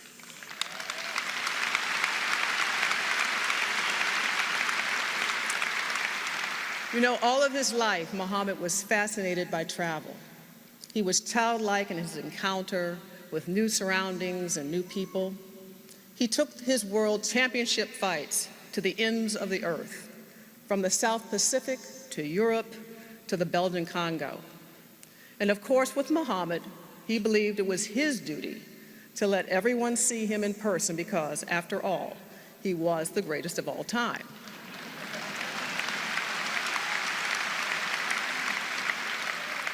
The boy from Grand Avenue in Louisville, Kentucky, grew in wisdom from his journeys. He discovered something new, that the world really wasn't black and white at all. It was filled with many shades of rich colors, languages, and religions. And as he moved with ease around the world, the rich and powerful were drawn to him, but he was drawn to the poor and the forgotten.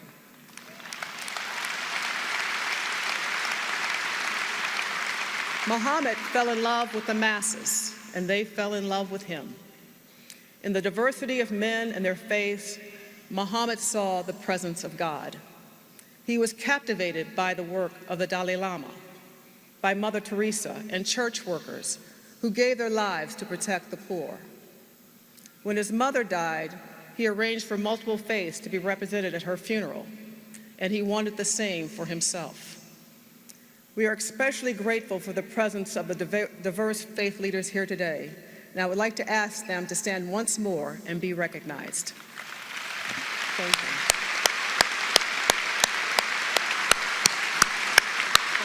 Thank you very much.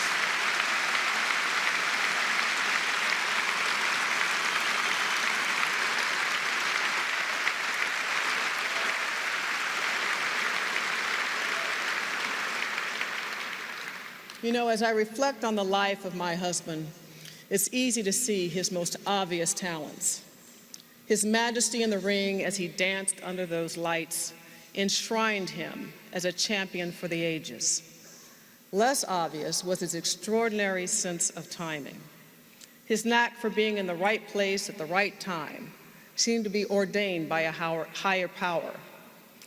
Even though surrounded by Jim Crow, he was born into a family with two parents that nurtured and encouraged him. He was placed on the path of his dreams by a white cop, and he had teachers who understood his dreams and wanted him to succeed.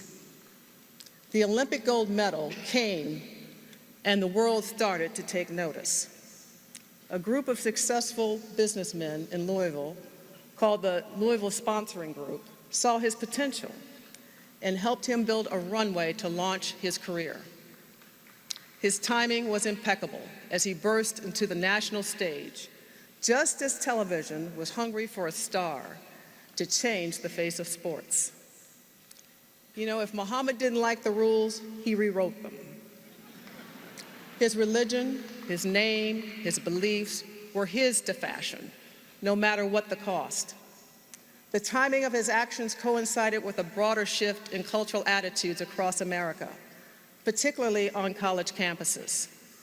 When he challenged the US government on the draft, his chance of success was slim to none. That the timing of his decision converged with a rising tide of discontent on the war. Public opinion shifted in his direction, followed by a unanimous Supreme Court ruling. An stunning reversal of fortunes. He was free to return to the ring. When he traveled to Central Africa to reclaim his title from George Foreman, none of the sports writers thought he could win. In fact, most of them feared for his life. But in what the Africans call the miracle at 4 a.m., he became a champion once more.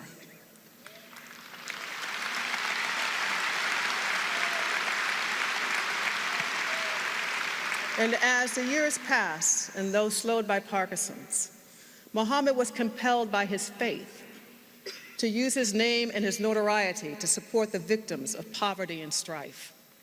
He served as a UN messenger of peace and traveled to places like war-torn Afghanistan. He campaigned as an advocate for reducing the yoke of third world debt. He stunned the world when he secured the release of 15 hostages from Iraq.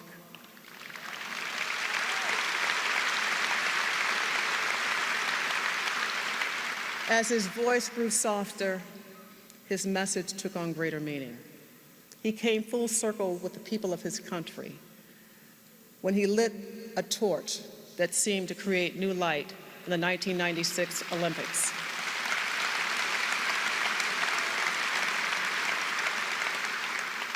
Muhammad always knew instinctively the road he needed to travel.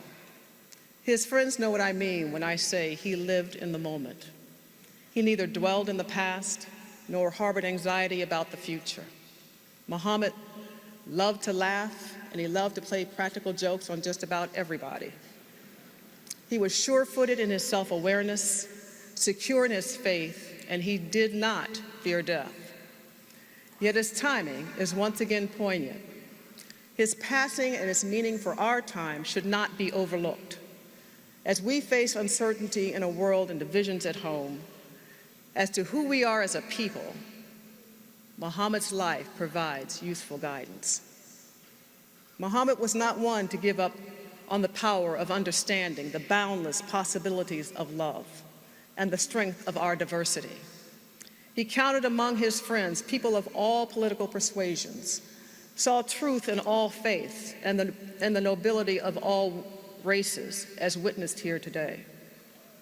Muhammad may have challenged his government, but he never ran from it or from America.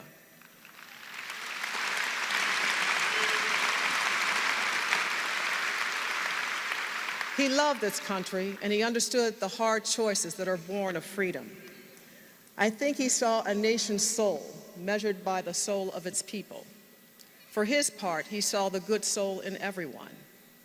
And if you were one of the lucky ones to have met him, you know what I meant. He awoke every morning thinking about his own salvation, and he would often say, I just want to get to heaven, and I've got to do a lot of good deeds to get there. And I think Muhammad's hope is that his life provides some guidance on how we might achieve for all people what we aspire for ourselves and our families. Thank you.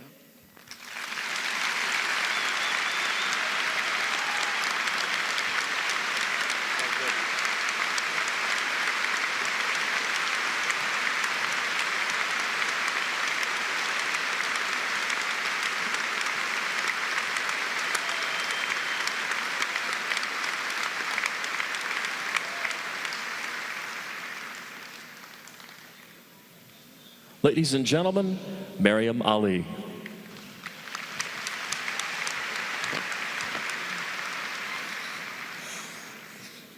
Peace be with you, everyone here.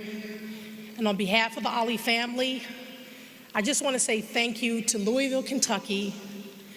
All the love you've shown us in our lives has been unbelievable. Also, I want to thank the entire globe. My father was loved all over. The processional today was overwhelming, but it was so beautiful. I just want to say we love you just like you love us. Thank you very much.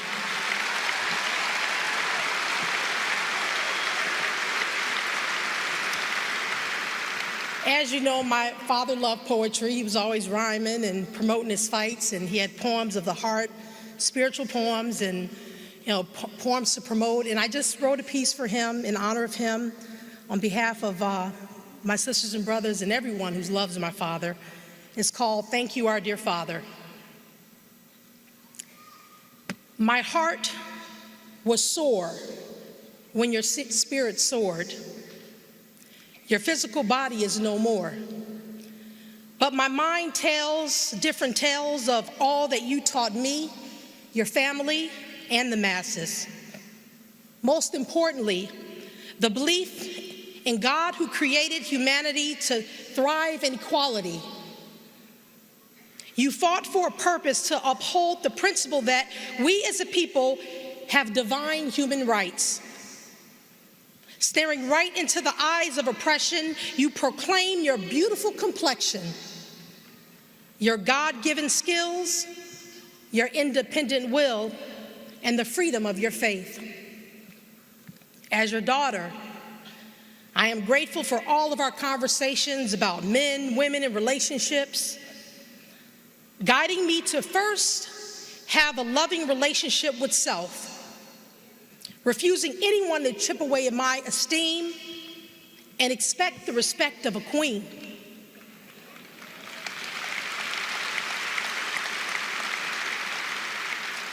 Thank you, our dear Father, for asking us to think about our purpose and showing us the beauty of service to others.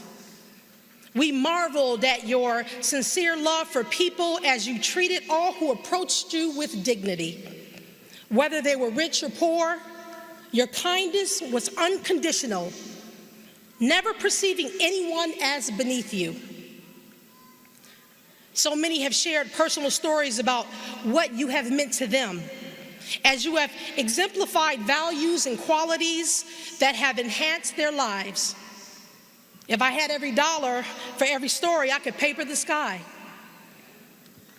Your family is so proud of the legacy you left behind, but I hope that the history of you can help turn the tide of self-hate and violence, because we are overwhelmed with moments of silence for tragic deaths. Here on this soil, American soil, in the Middle East or anywhere else in this world, we crave for peace. The peace that you rest in now. We will forever cherish the 74 years you graced this earth. You will be greatly missed. But now, we send you off in celebration, a blown kiss and prayers as you enter your final round.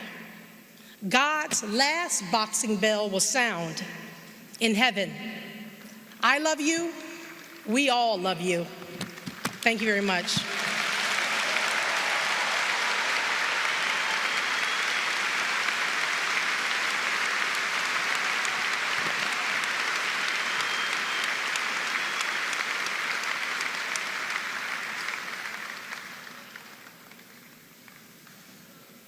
Ladies and gentlemen, Rashida Ali Walsh.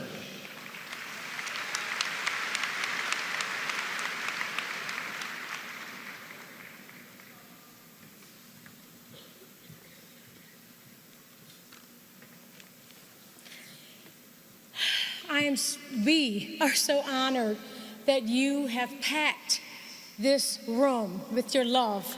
Thank you all. Thank you so much for being here today to celebrate our Father. You are the greatest Father to us, and it was God's will to take you home.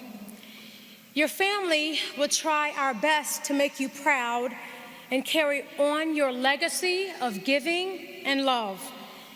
You have inspired us and the world to be the best version of ourselves. May you live in paradise, free from suffering. You shook up the world in life. Now you're shaking up the world in death.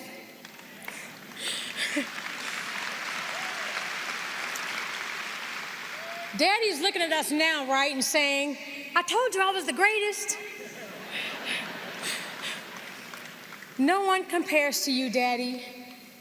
You once said, I know where I'm going, and I know the truth, and I don't have to be what you want me to be. I'm free to be who I am.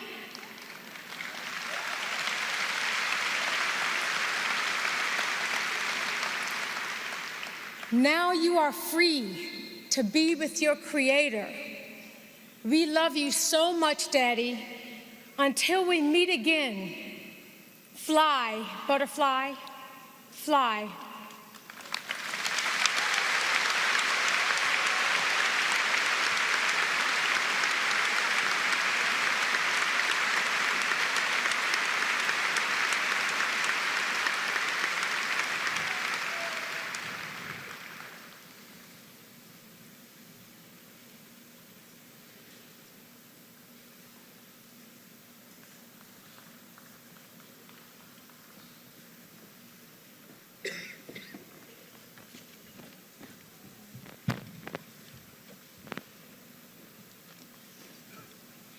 Hello, my name is Ali Di Nicola. I was born on Muhammad Ali's birthday. It was named after him. He used to call me the little greatest. We can all learn from Muhammad's example of kindness and understanding. When Muhammad was asked how he would like to be remembered, he said, I like for them to say, he took a few cups of love, he took 1 tablespoon of patience, 1 teaspoon of generosity, 1 pint of kindness, he took 1 quart of laughter, 1 pinch of concern, and then he mixed willingness with happiness. He added lots of faith, and he stirred it up well. Then he spread it over a span of a lifetime, and he served it to each and every deserving person he met. Thank you.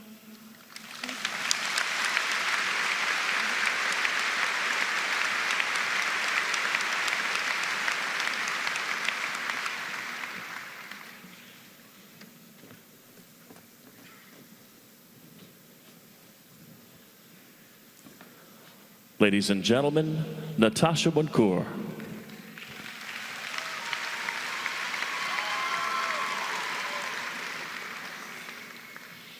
Before I begin, I would just like to say that I am truly humbled and honored to be here. And I would like to thank the Muhammad Ali Center and the Ali family for giving me the opportunity to speak and to echo the voice that Muhammad has given me.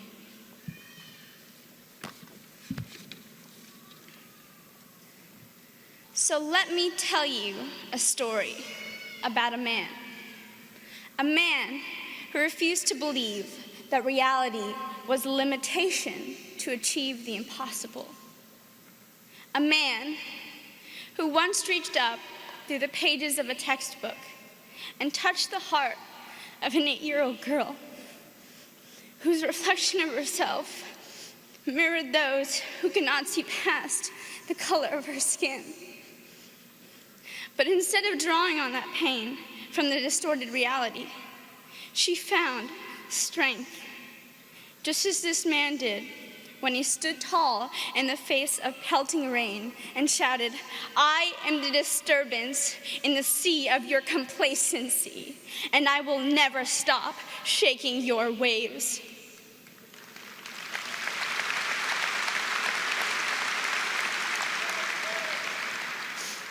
And his voice echoed through hers, through mine.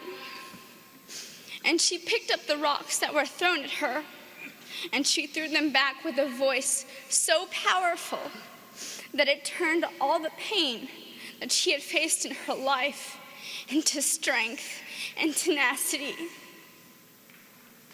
And now, that 8-year-old girl stands before you to tell you that Ali's cry still shakes these waves today.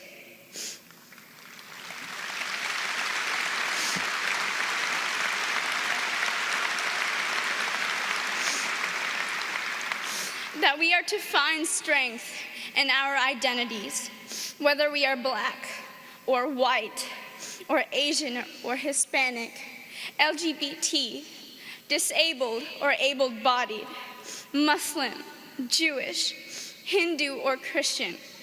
His cry represents those who have not been heard and invalidates the idea that we are to be conformed to one normative standard.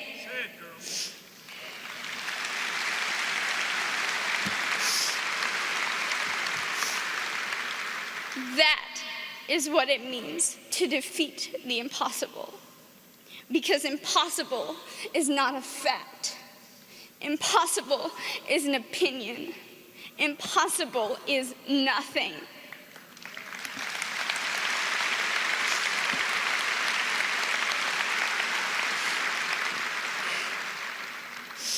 When I look into this crowd, I smile. I smile to recognize that he is not really gone.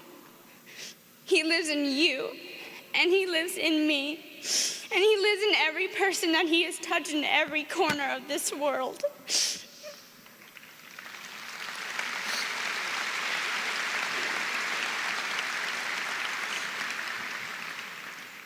Reality was never a limitation for Ali. For us, just as every punch his opponents threw, impossible is never enough to knock us down, because we are Ali.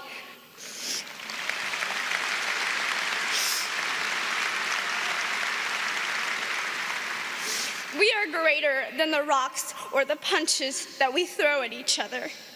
We have the ability to empower and inspire and to connect and to unify, and that will live on forever.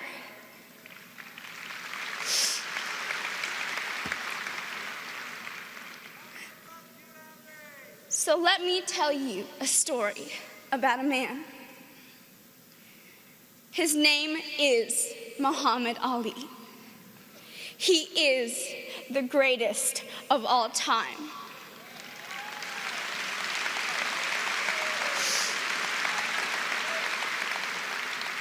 He is from Louisville, Kentucky, and he lives in each and every one of us.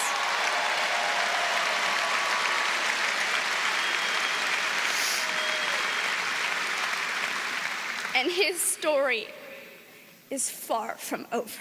Thank you.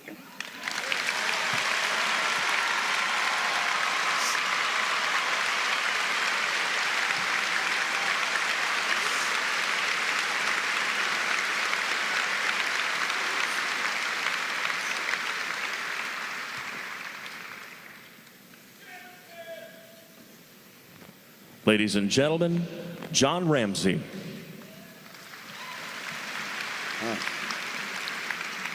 First of all, on behalf of my fellow Louisvillians, to the Ali family, we offer our condolences, our heartfelt prayers, and for Lonnie Ali, a very special prayer.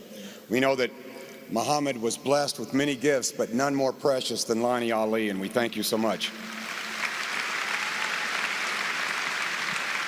You know, I've got to tell you, Louisville, when I was in the procession today and I saw the tens of thousands of people and all the warmth and the love and the respect that was shown for Muhammad, I got to tell you, my heart swelled with pride. I know he was watching from above, and I know he absolutely loved it. But I don't think he'd be surprised. I think Muhammad would say, Louisville, Kentucky, the greatest city of all times. I'm feeling good. Man, I'll tell you what, how can we lose with the stuff we use? I'm feeling so good, I think I'm gonna make a comeback and change my name back to Walnut Street. That's how good I feel. You know, for me, I always felt connected to Muhammad even before I'd met him. You know, maybe it was the fact that I was a Louisville boy. Maybe it's the fact that I love the Louisville Cardinals, like Muhammad. You know, but as our relationship evolved, I found that a lot of people felt this personal connection with Muhammad. And that's part of the Ali magic. You know, initially, for a lot of men my age, and certainly myself, it was the athlete that I was attracted to. I mean, that kind of size, that kind of speed, that agility, that grace, not only made him the heavyweight champion of the world 3 times, but it made him Sports Illustrated Sportsman of the Century, the AP Athlete of the Century. Certainly it made him the athlete, a once-in-a-lifetime athlete. But I would argue the combination of compassion, kindness, love, and the ability to lift us up made him a once-in-a-lifetime person.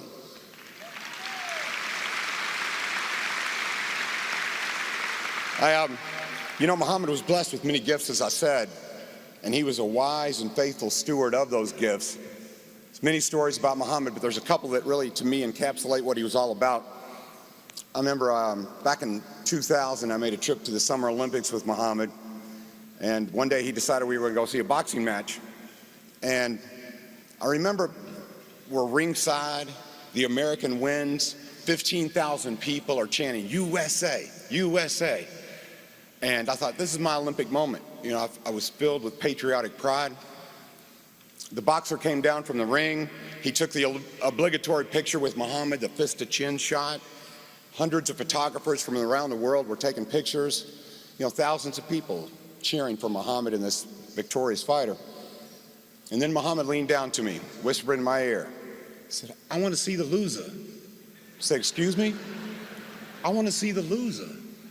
So I motioned over to an Olympic official and I said, you know, Muhammad wants to see the loser. Can we go to the losing locker room?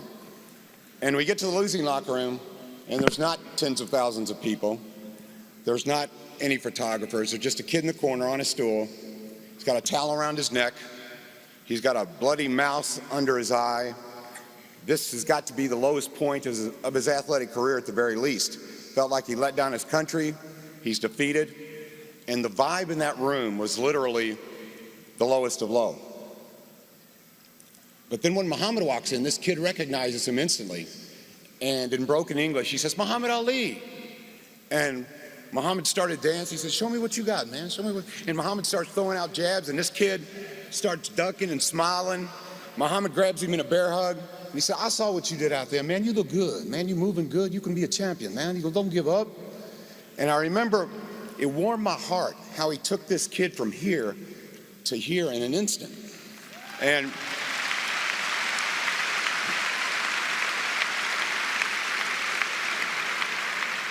I remember I got in the car and I said to Muhammad, Muhammad, I try to be a nice guy, but I've got to tell you, I was caught up in the moment. I didn't give that losing fighter a second thought.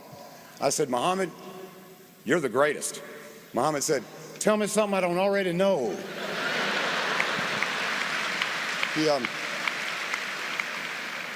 And But what I don't want people to forget, no doubt, to me, he is the finest example of a human that I've ever seen. The finest example of a great human being that I've ever seen, of the kindness that a human possesses. That was Muhammad Ali. But don't forget about this, man. Muhammad was the coolest cat in the room. I mean, he was good looking, he had charm, he had charisma, he had swagger before he knew what swagger was. I mean, I remember, when it was about 25 years ago, he came in town to visit his mother, and he wanted to go to Outback Steakhouse. I had a friend there who was a big Muhammad fan. So we come in, and at the time here in Louisville, there was a fireman's convention. And all of these guys had their engine numbers on their shirt, and sure enough, I'd seen this scene a million times, man. These guys line up for an autograph, and I say to Muhammad, Muhammad, if you'd like, I'll play the bad guy. I'll tell him to let you eat, and you can sign autographs later. Muhammad would have none of it. He's like, no, I'll sign between bites. So he's taking bites of his food, and he's signing. This one guy walks up, and you can tell he's a big fan. I mean, he knew Muhammad. He was scared to death. All this adrenaline flowing. He said, champ, he said, I saw the stance you made in the civil rights movement. I saw your stance against the Vietnam War. He said, I've got to tell you, champ, you're my hero. He said, I've got a picture of you at the firehouse. You're my hero. Muhammad instantly, he wanted to change the channel. So he said to the guy, he said, you know, you're the real hero, jumping in fires, saving lives, saving babies, putting your life on the line. He said, man, you're the real hero. And the fireman responds real quickly. I mean, he knew all the nicknames. He said, man, but you fought the bear, Sonny Liston. He says, you fought the rabbit, Floyd Patterson. You fought Big George Foreman. You fought Smoking Joe Frazier. Muhammad interrupted him real quick, and he goes, yeah, but Joe wasn't really smoking.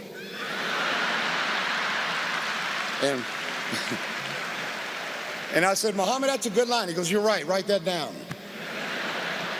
But it wasn't all about signing autographs and kissing babies.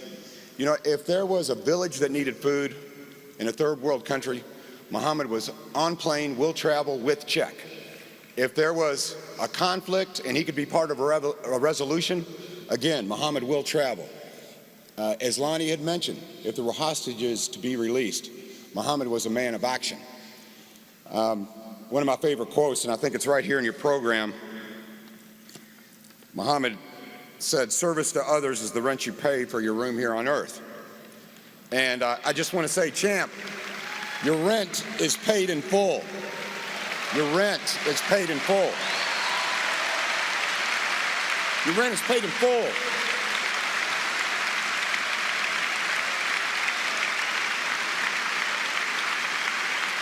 You know, in fact, I think he's paid it forward because he has taught us to love rather than to hate, to look for commonalities rather than differences. And so therefore, I think he's really paid it forward for all of us. So, as we all know now, you know, the fight is over, but I'm here to tell you, the decision is in, and it is unanimous. Because of Muhammad Ali, we all win. The world wins. Thank you so much, Muhammad.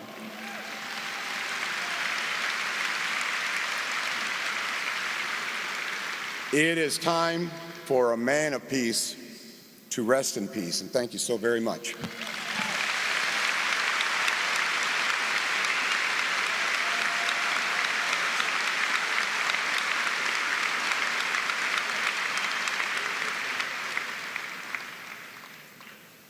Ladies and gentlemen, Billy Crystal.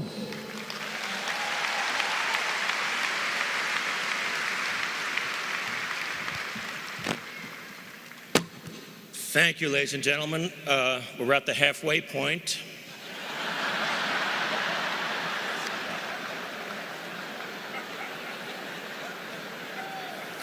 I was clean shaven when this started.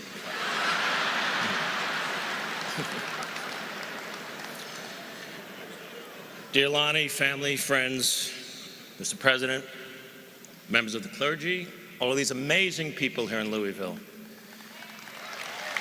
Today,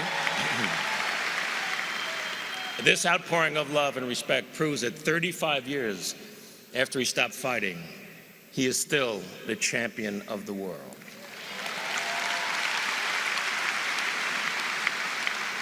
Last week, when we heard the news, time stopped.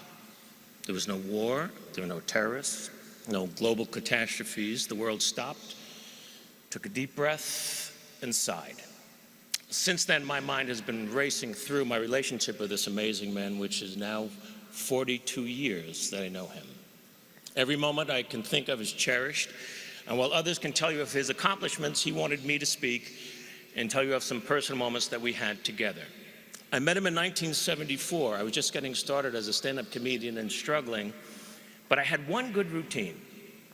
It was a 3-minute conversation between Howard Cosell and Muhammad Ali, where I would imitate both of them. Ali had just defeated George Foreman and regained the heavyweight title. Sport magazine made him the man of the year. And Dick Schaap, a wonderful writer and a great man, was the editor for Sport. And he was going to host this televised dinner honoring Muhammad Ali. So Dick called my agent looking for a comedian who did some sports material. As fate would have it, that comedian was not available. And she wisely said, "It's destiny, man." And she wisely said, "But listen, I got this young kid, and he does this great imitation of Ali and Cosell. He'd be perfect for you." I don't know why, but Dick said, "Okay, I'll try him. If he stinks, I can cut him out of the show." I couldn't believe it. My first time on television, and it would be with Ali. I arrived at the Plaza Hotel. The event was jammed. I met Mr. Schaap, who would later become a part of my family. And he said, "Well, how should I introduce you? Nobody knows who you are." And I said, "Just say I'm one of Ali's closest and dearest friends." And my thought was, I'll get right to the microphone, go into my Howard Cosell, and I'll be fine. And then I nervously moved into the jammed ballroom, and that's when I saw him for the first time in person.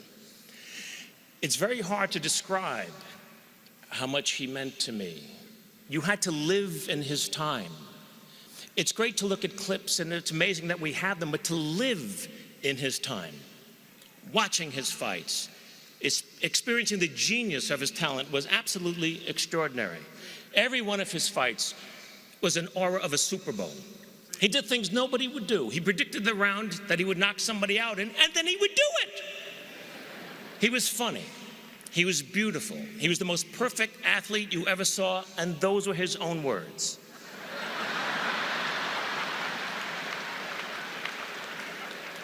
But he was so much more than a fighter as time went on. With Bobby Kennedy gone, Martin Luther King gone, Malcolm X gone. Who was there to relate to when Vietnam exploded in our face? There were millions of young men my age, eligible for the draft for a war that we didn't believe in, all of us huddled on the conveyor belt that was rapidly feeding the war machine. But it was Ali who stood up for us by standing up for himself. And after he was stripped of the title, and the right to fight anywhere in the world, he gave speeches at colleges and on television that totally reached me. He seemed as comfortable talking to kings and queens as the lost and unrequited. He never lost his sense of humor, even as he lost everything else. He was always himself, willing to give up everything for what he believed in. And his passionate rhetoric about the life and plight of black people in our country resonated strongly in my house. I grew up in a house that was dedicated to civil rights. My father was a producer of jazz concerts in New York City and was one of the first to integrate bands in the 40s and 50s. Jazz musicians referred to my dad as the Branch Rickey of jazz. My uncle and my family, Jewish people, produced Strange Fruit, Billie Holiday's classic song describing the lynching of African Americans in this country. And so I felt him. And now there he was, just a few feet from me. I couldn't stop looking at him, and he seemed to like glow, and he was like in slow motion, his amazing face smiling and laughing. I was seated a few seats from him on the dais, and in the room were all of these athletes in their individual sports, great ones. Gino Marchetti of the Baltimore Colts, Franco Harris of the Steelers, Archie Griffin, who had won the Heisman from Ohio State, literary legends, Neil Simon, George Plimpton, all on the dais, fawning over Ali, who then looked at me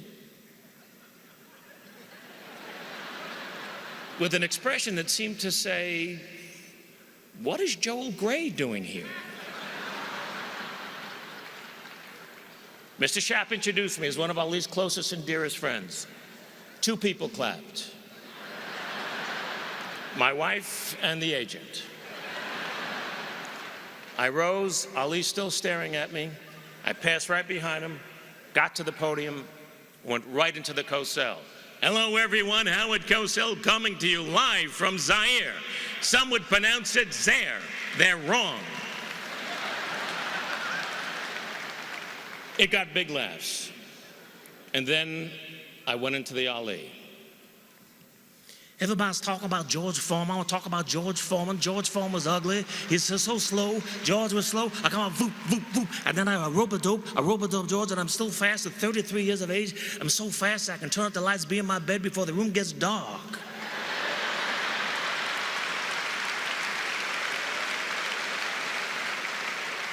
Howard, I'm announcing tonight that I got new religious beliefs. From now on, I want to be known as Izzy Yiskowitz. I am now an Orthodox Jew. Izzy Yiskowitz, I am the greatest of all time. The audience exploded. See, no one had ever done him before. And here he was, a white kid from Long Island, imitating the greatest of all time, and he was loving it. And when I was done, he gave me this big bear hug, and he whispered in my ear, "You're my little brother."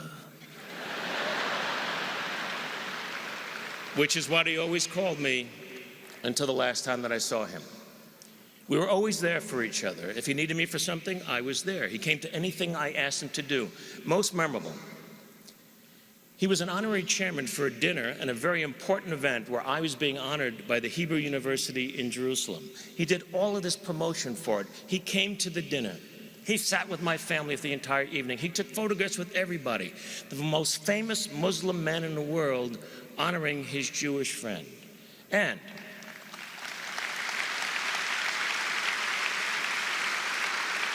because he was there, we raised a great deal of money.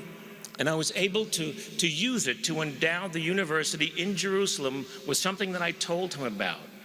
And it was something that he loved the theory of. And it thrives to this day. It's called Peace Through the Performing Arts.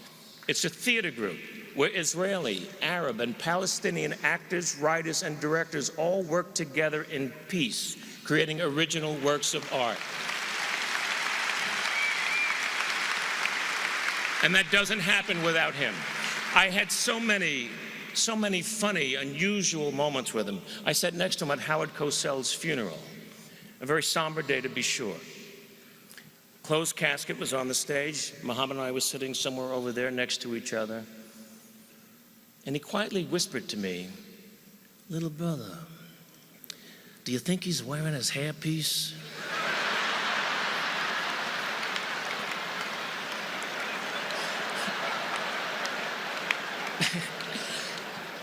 So I said, I don't think so. Well, then how will God recognize him?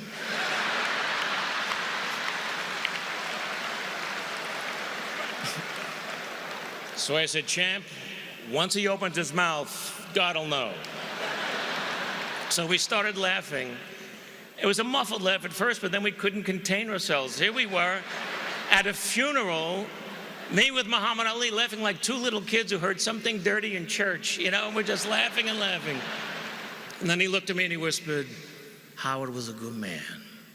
One time he asked me if I would like to run with him one morning, do road work with him. I said, "Well, that'd be amazing. Where do you run?" He said, "Well, I run at this country club, and I run on a golf course early in the morning. It's very private. Nobody bothers me. We'll have a great time." And I said, "Champ, I can't run there. The club has a reputation for being restricted." "Well, it's restricted me. They don't allow Jews there. They don't have any Jewish members." He was incensed. "I'm a black Muslim, and they let me run there. Little brother, I'm never going to run there again." And he didn't.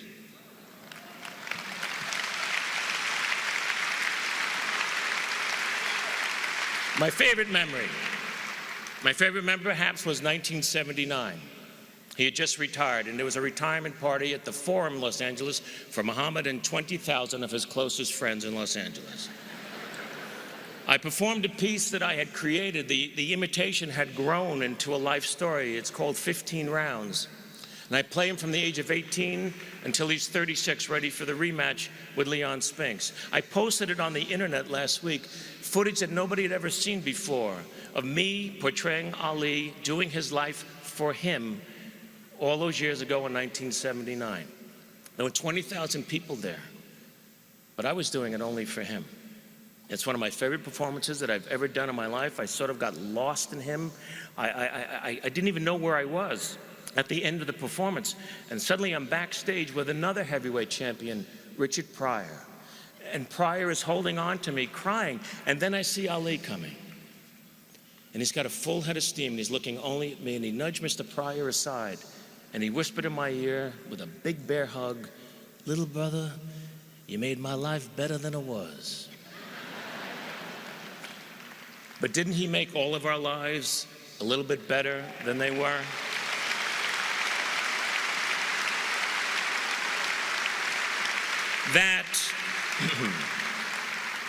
That, my friends, is my history with a man. And I've labored to come up with a way to describe the legend.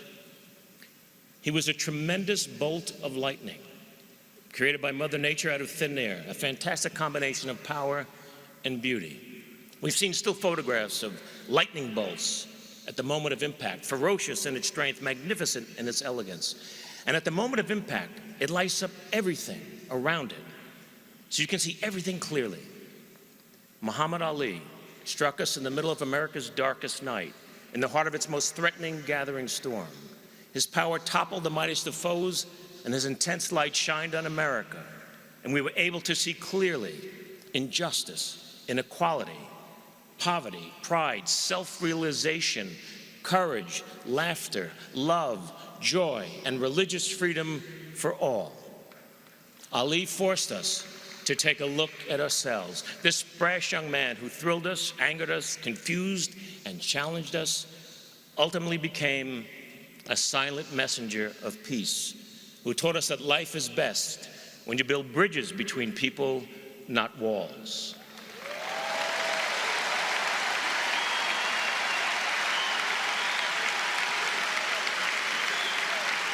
My friends,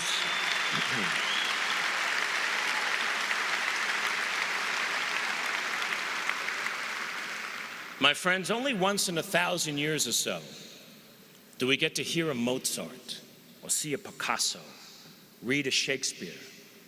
Ali was one of them, and yet, at his heart, he was still a kid from Louisville who ran with the gods and walked with the crippled and smiled at the foolishness of it all. He is gone, but he will never die. He was my big brother. Thank you.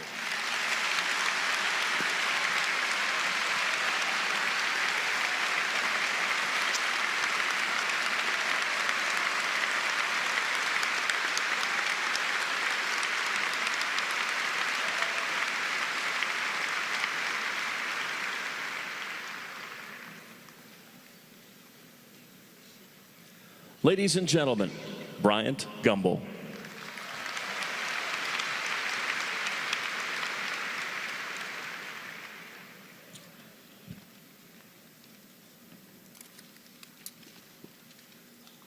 The great Maya Angelou, who was herself no stranger to fame, wrote that ultimately people will forget what you said and people will forget what you did, but that no one will ever forget how you made them feel. As applied to Muhammad Ali,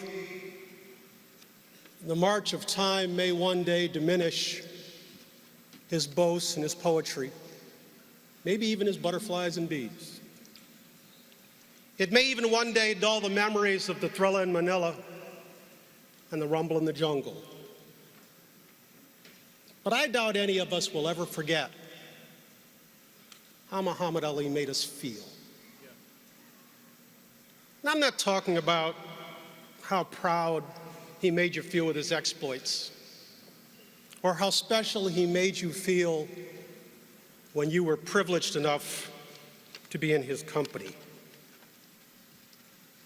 I'm talking about how he gripped our hearts and our souls and our conscience, and made our fights his fights for decades.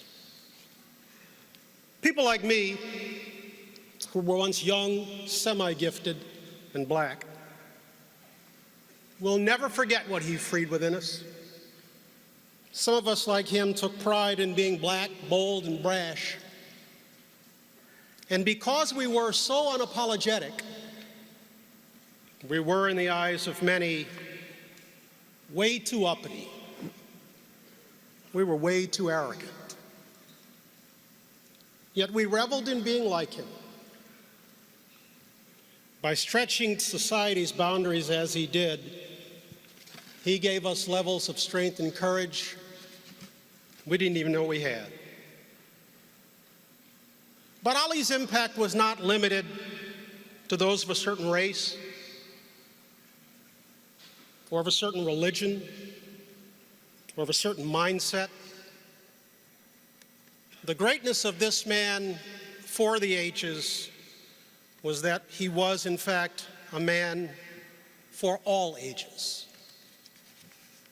Has any man ever scripted a greater arc to his life? What does it say of a man, any man, that he can go from being viewed as one of his country's most polarizing figures to arguably its most beloved?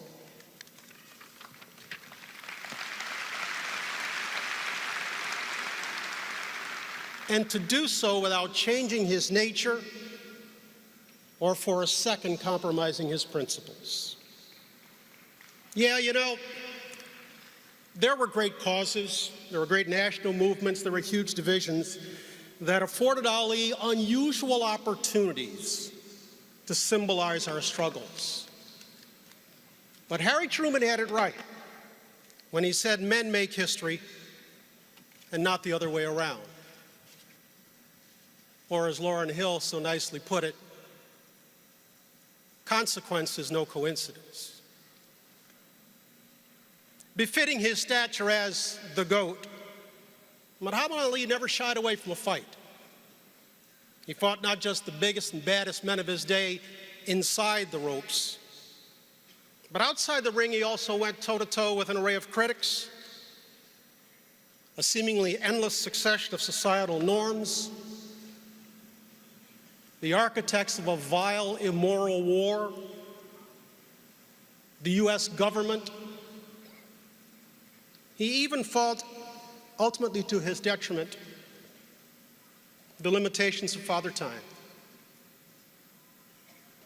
Strictly speaking, fighting is what he did.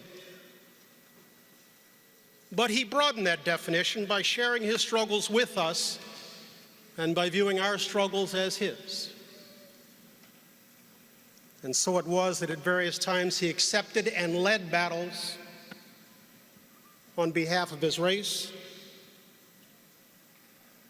in support of his generation, in defense of his religious beliefs, and ultimately, in spite of his disease.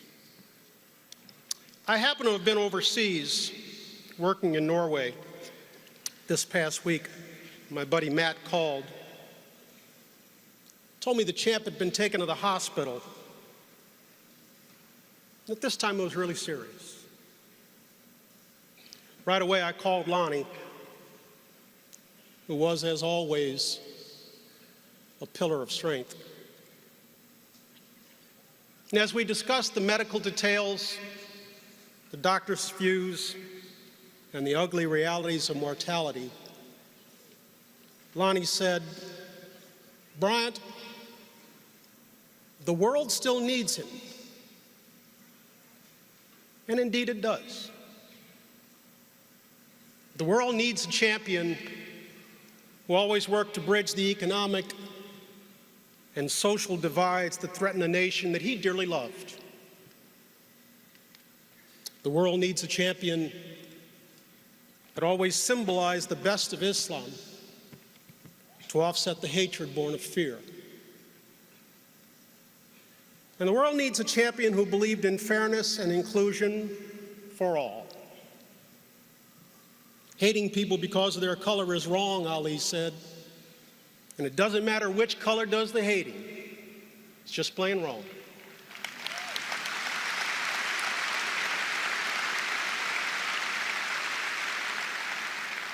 Yeah, we do need Muhammad Ali now. We need the strength and the hope, the compassion and the conviction that he always demonstrated. But this time, our beloved champion is down. And for once, he'll not get up. Not this time.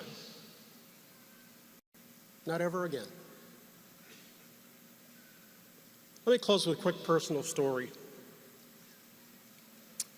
50 years ago, Muhammad Ali defeated George Chuvalo in Toronto, Canada. The very next day, he showed up in my Hyde Park neighborhood on the south side of Chicago. As Ali got out of a car in the driveway at the home of Elijah Muhammad, I happened to be next door, shooting hoops in a friend's backyard. I, of course, quickly ran to the fence, and for the first time in my life, I shook the champ's hand. I was 17, I was awestruck, and man, I thought he was the greatest. Now, half a century and a lifetime of experiences later, I am still awestruck. And I'm convinced more than ever that Muhammad Ali is the greatest.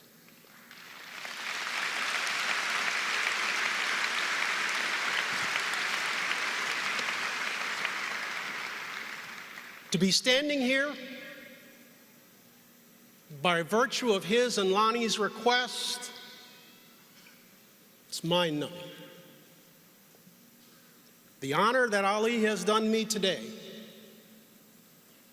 as he goes to his grave is one that I will take to mine. God bless you, champ.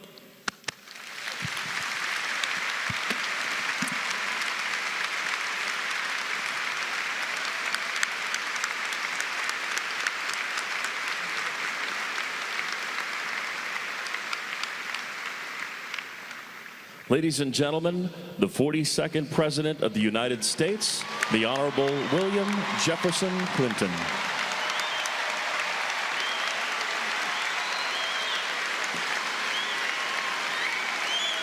Thank you.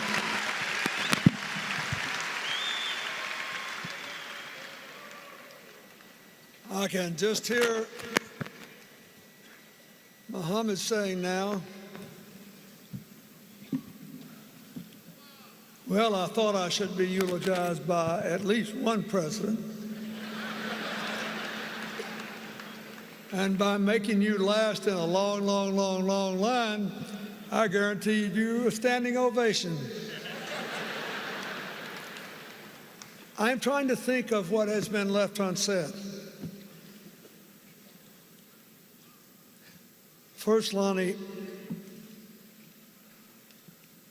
I thank you and the members of the family for telling me that he actually, as Brian said, picked us all to speak and given me a chance to come here. I thank you for what you did to make the second half of his life greater than the first.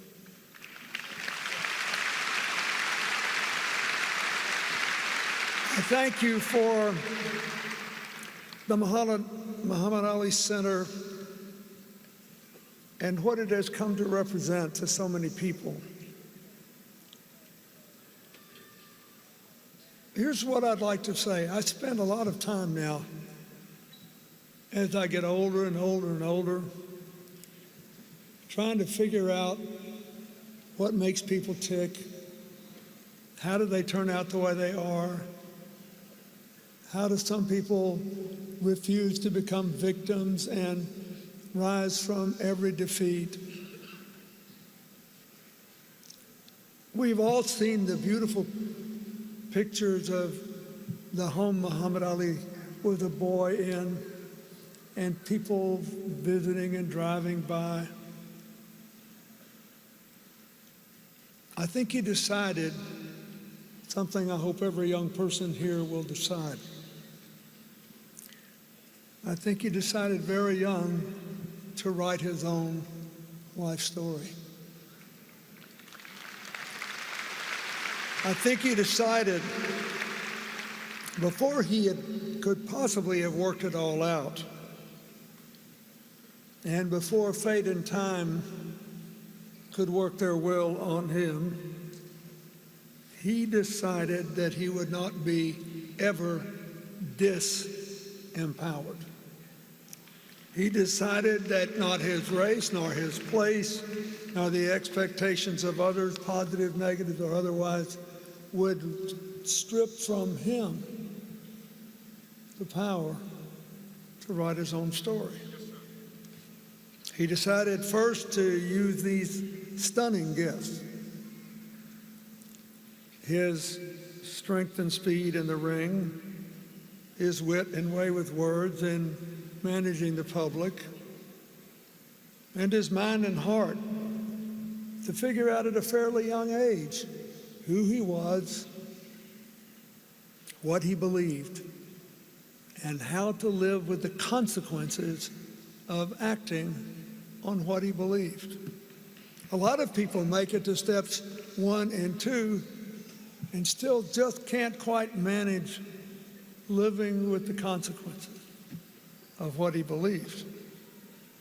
For the longest time, in spite of all the wonderful things that have been said here, I remember thinking when I was a kid, this guy is so smart. And he never got credit for being as smart as he was. And then, I don't think he ever got the credit for being, until later, as wise as he was. In the end, besides being a lot of fun to be around and basically a universal soldier for our common humanity, I will always think of Muhammad as a truly free man of faith. And being a man of faith, he realized he would never be in full control of his life. Something like Parkinson's could come along. But being free, he realized that life still was open to choices.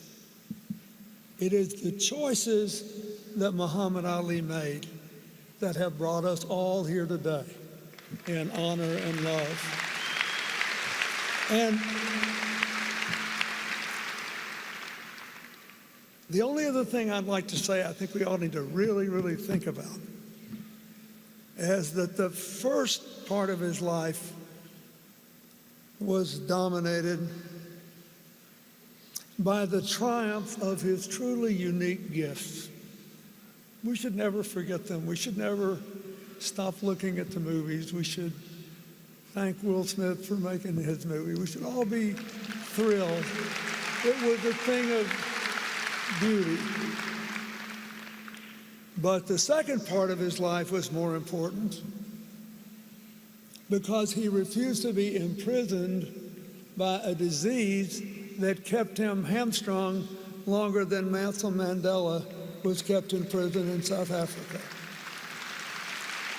That is,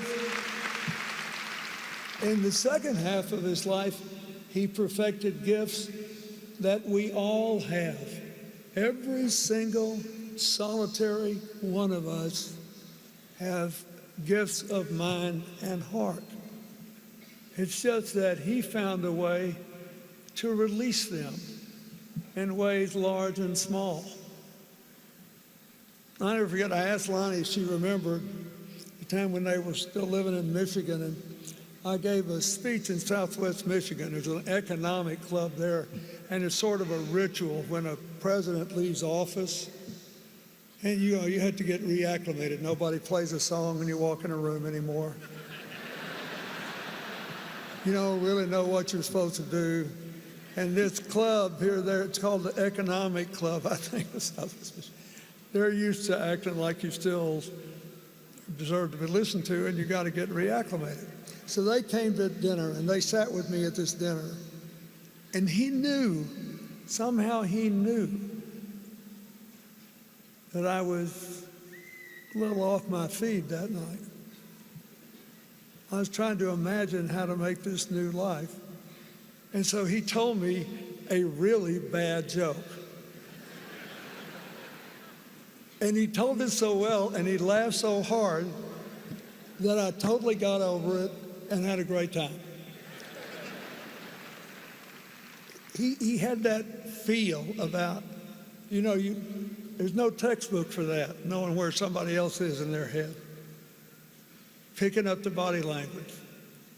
Then Lonnie and Muhammad got me to come here when we had the dedication to the Muhammad Ali Center, and I was trying to be incredibly old, gray-haired, elder statesman, dignified.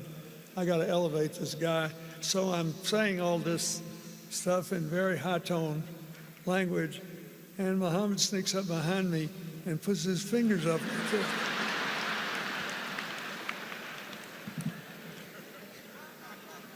Finally, after all the years that we had been friends, my enduring image of him is like a little reel in 3 shots. The boxer I thrilled to as a boy,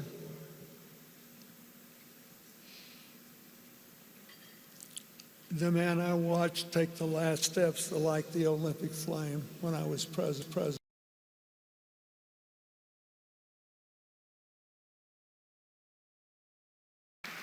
I'll never forget it. I was sitting there in Atlanta. By then we knew each other. By then I felt it. I had some sense of what he was living with, and I was still weeping like a baby, seeing his hand shake and his leg shake, and knowing, by God, he was going to make those last few steps. No matter what it took, the flame would be lit, the fight would be won, the spirit would be affirmed. I knew it would happen.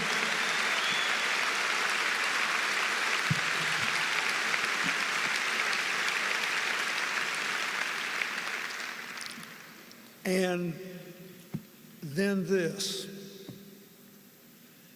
the children whose lives he touched, the young people he inspired. It's the most important thing of all.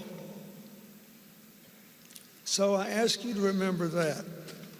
We all have an Ali story. It's the gifts we all have that should be most honored today, because he released them to the world, never wasting a day that the rest of us could see anyway, feeling sorry for himself that he had Parkinson's, knowing that more than 3 decades of his life would be circumscribed in ways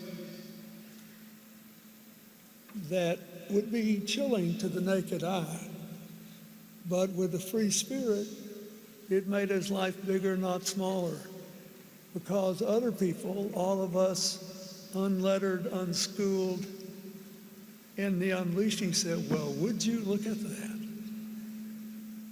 Look at that.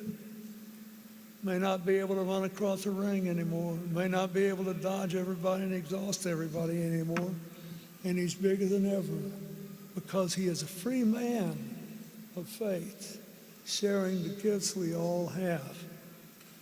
We should honor him by letting our gifts go among the world as he did. God bless you, my friend. Go in peace.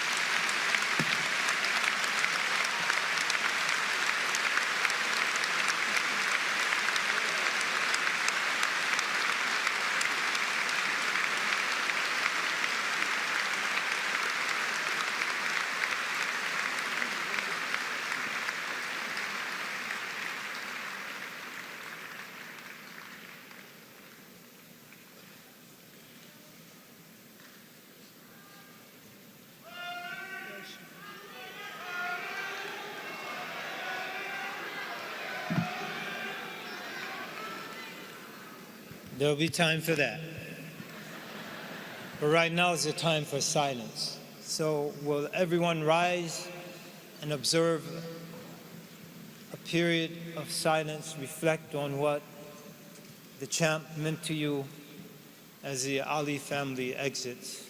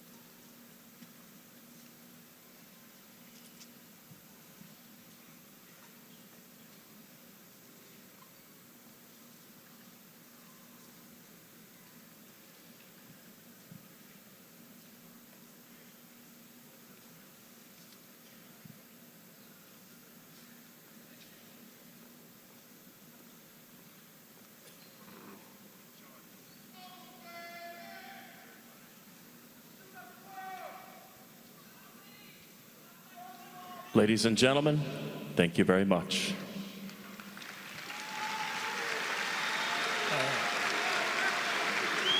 All right, be seated. Be seated, be seated. The program is not over. We're trying to create space for the family to be able to exit in peace. Please be seated. We want to make prayer. We want to share something before we close the program, so please be seated. As we move towards the end of the program, which will occur in a couple of minutes, I would be remiss if I didn't say the following. Indeed, as we all know, and anyone who lives within a ghetto or barrio here in the United States, that indeed there are violent, racist, reckless policemen. That's a fact. But there also are policemen and women who are dedicated professionals, who are compassionate, who have great concern for their communities. And I can say with all honesty and openness, during my past week here in Louisville, Kentucky, or past 5 days, myself, my wife, Dr. Giannotti, everyone that I've spoken to has commented on the professionalism, the dignity of the policemen here and women in Louisville, Kentucky that we've interacted with. And I'm sure there are bad apples here too. But as they say, one bad apple doesn't spoil the whole bunch. Now, they asked me to make a prayer to close this service, but Reverend Cosby threw down the gauntlet with that West End poem. So I'm going to have to respond. This poem was written in Muhammad Ali's house. And Muhammad Ali was the first one to hear this poem. And I'm glad Mike Tyson left.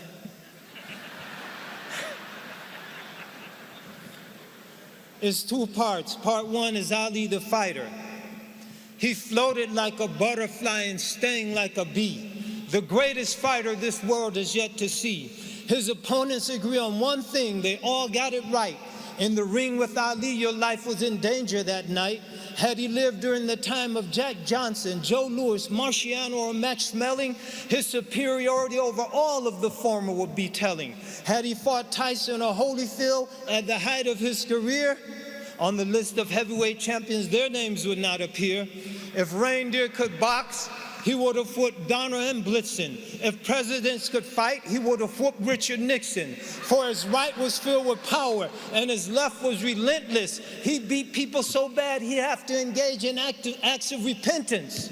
So when you discuss who was the greatest heavyweight of all time, to mention any name other than Ali's is a crime.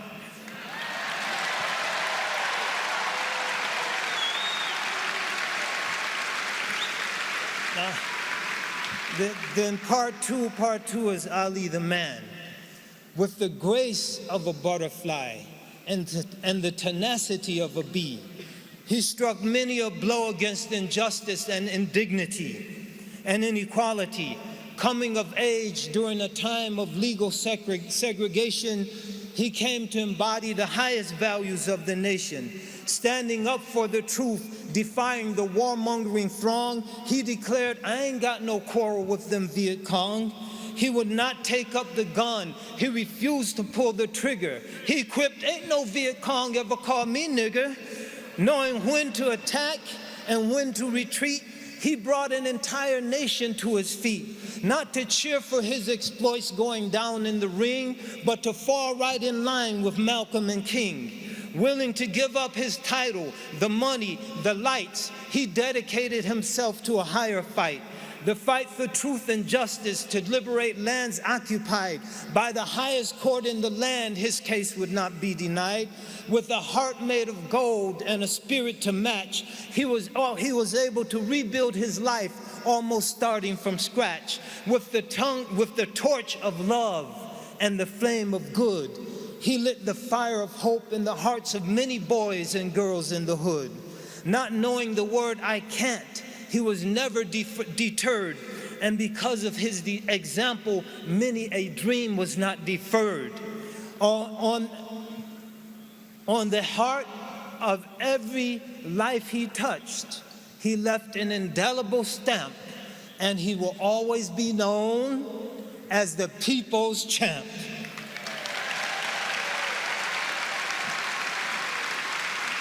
Now, we have to make the prayer.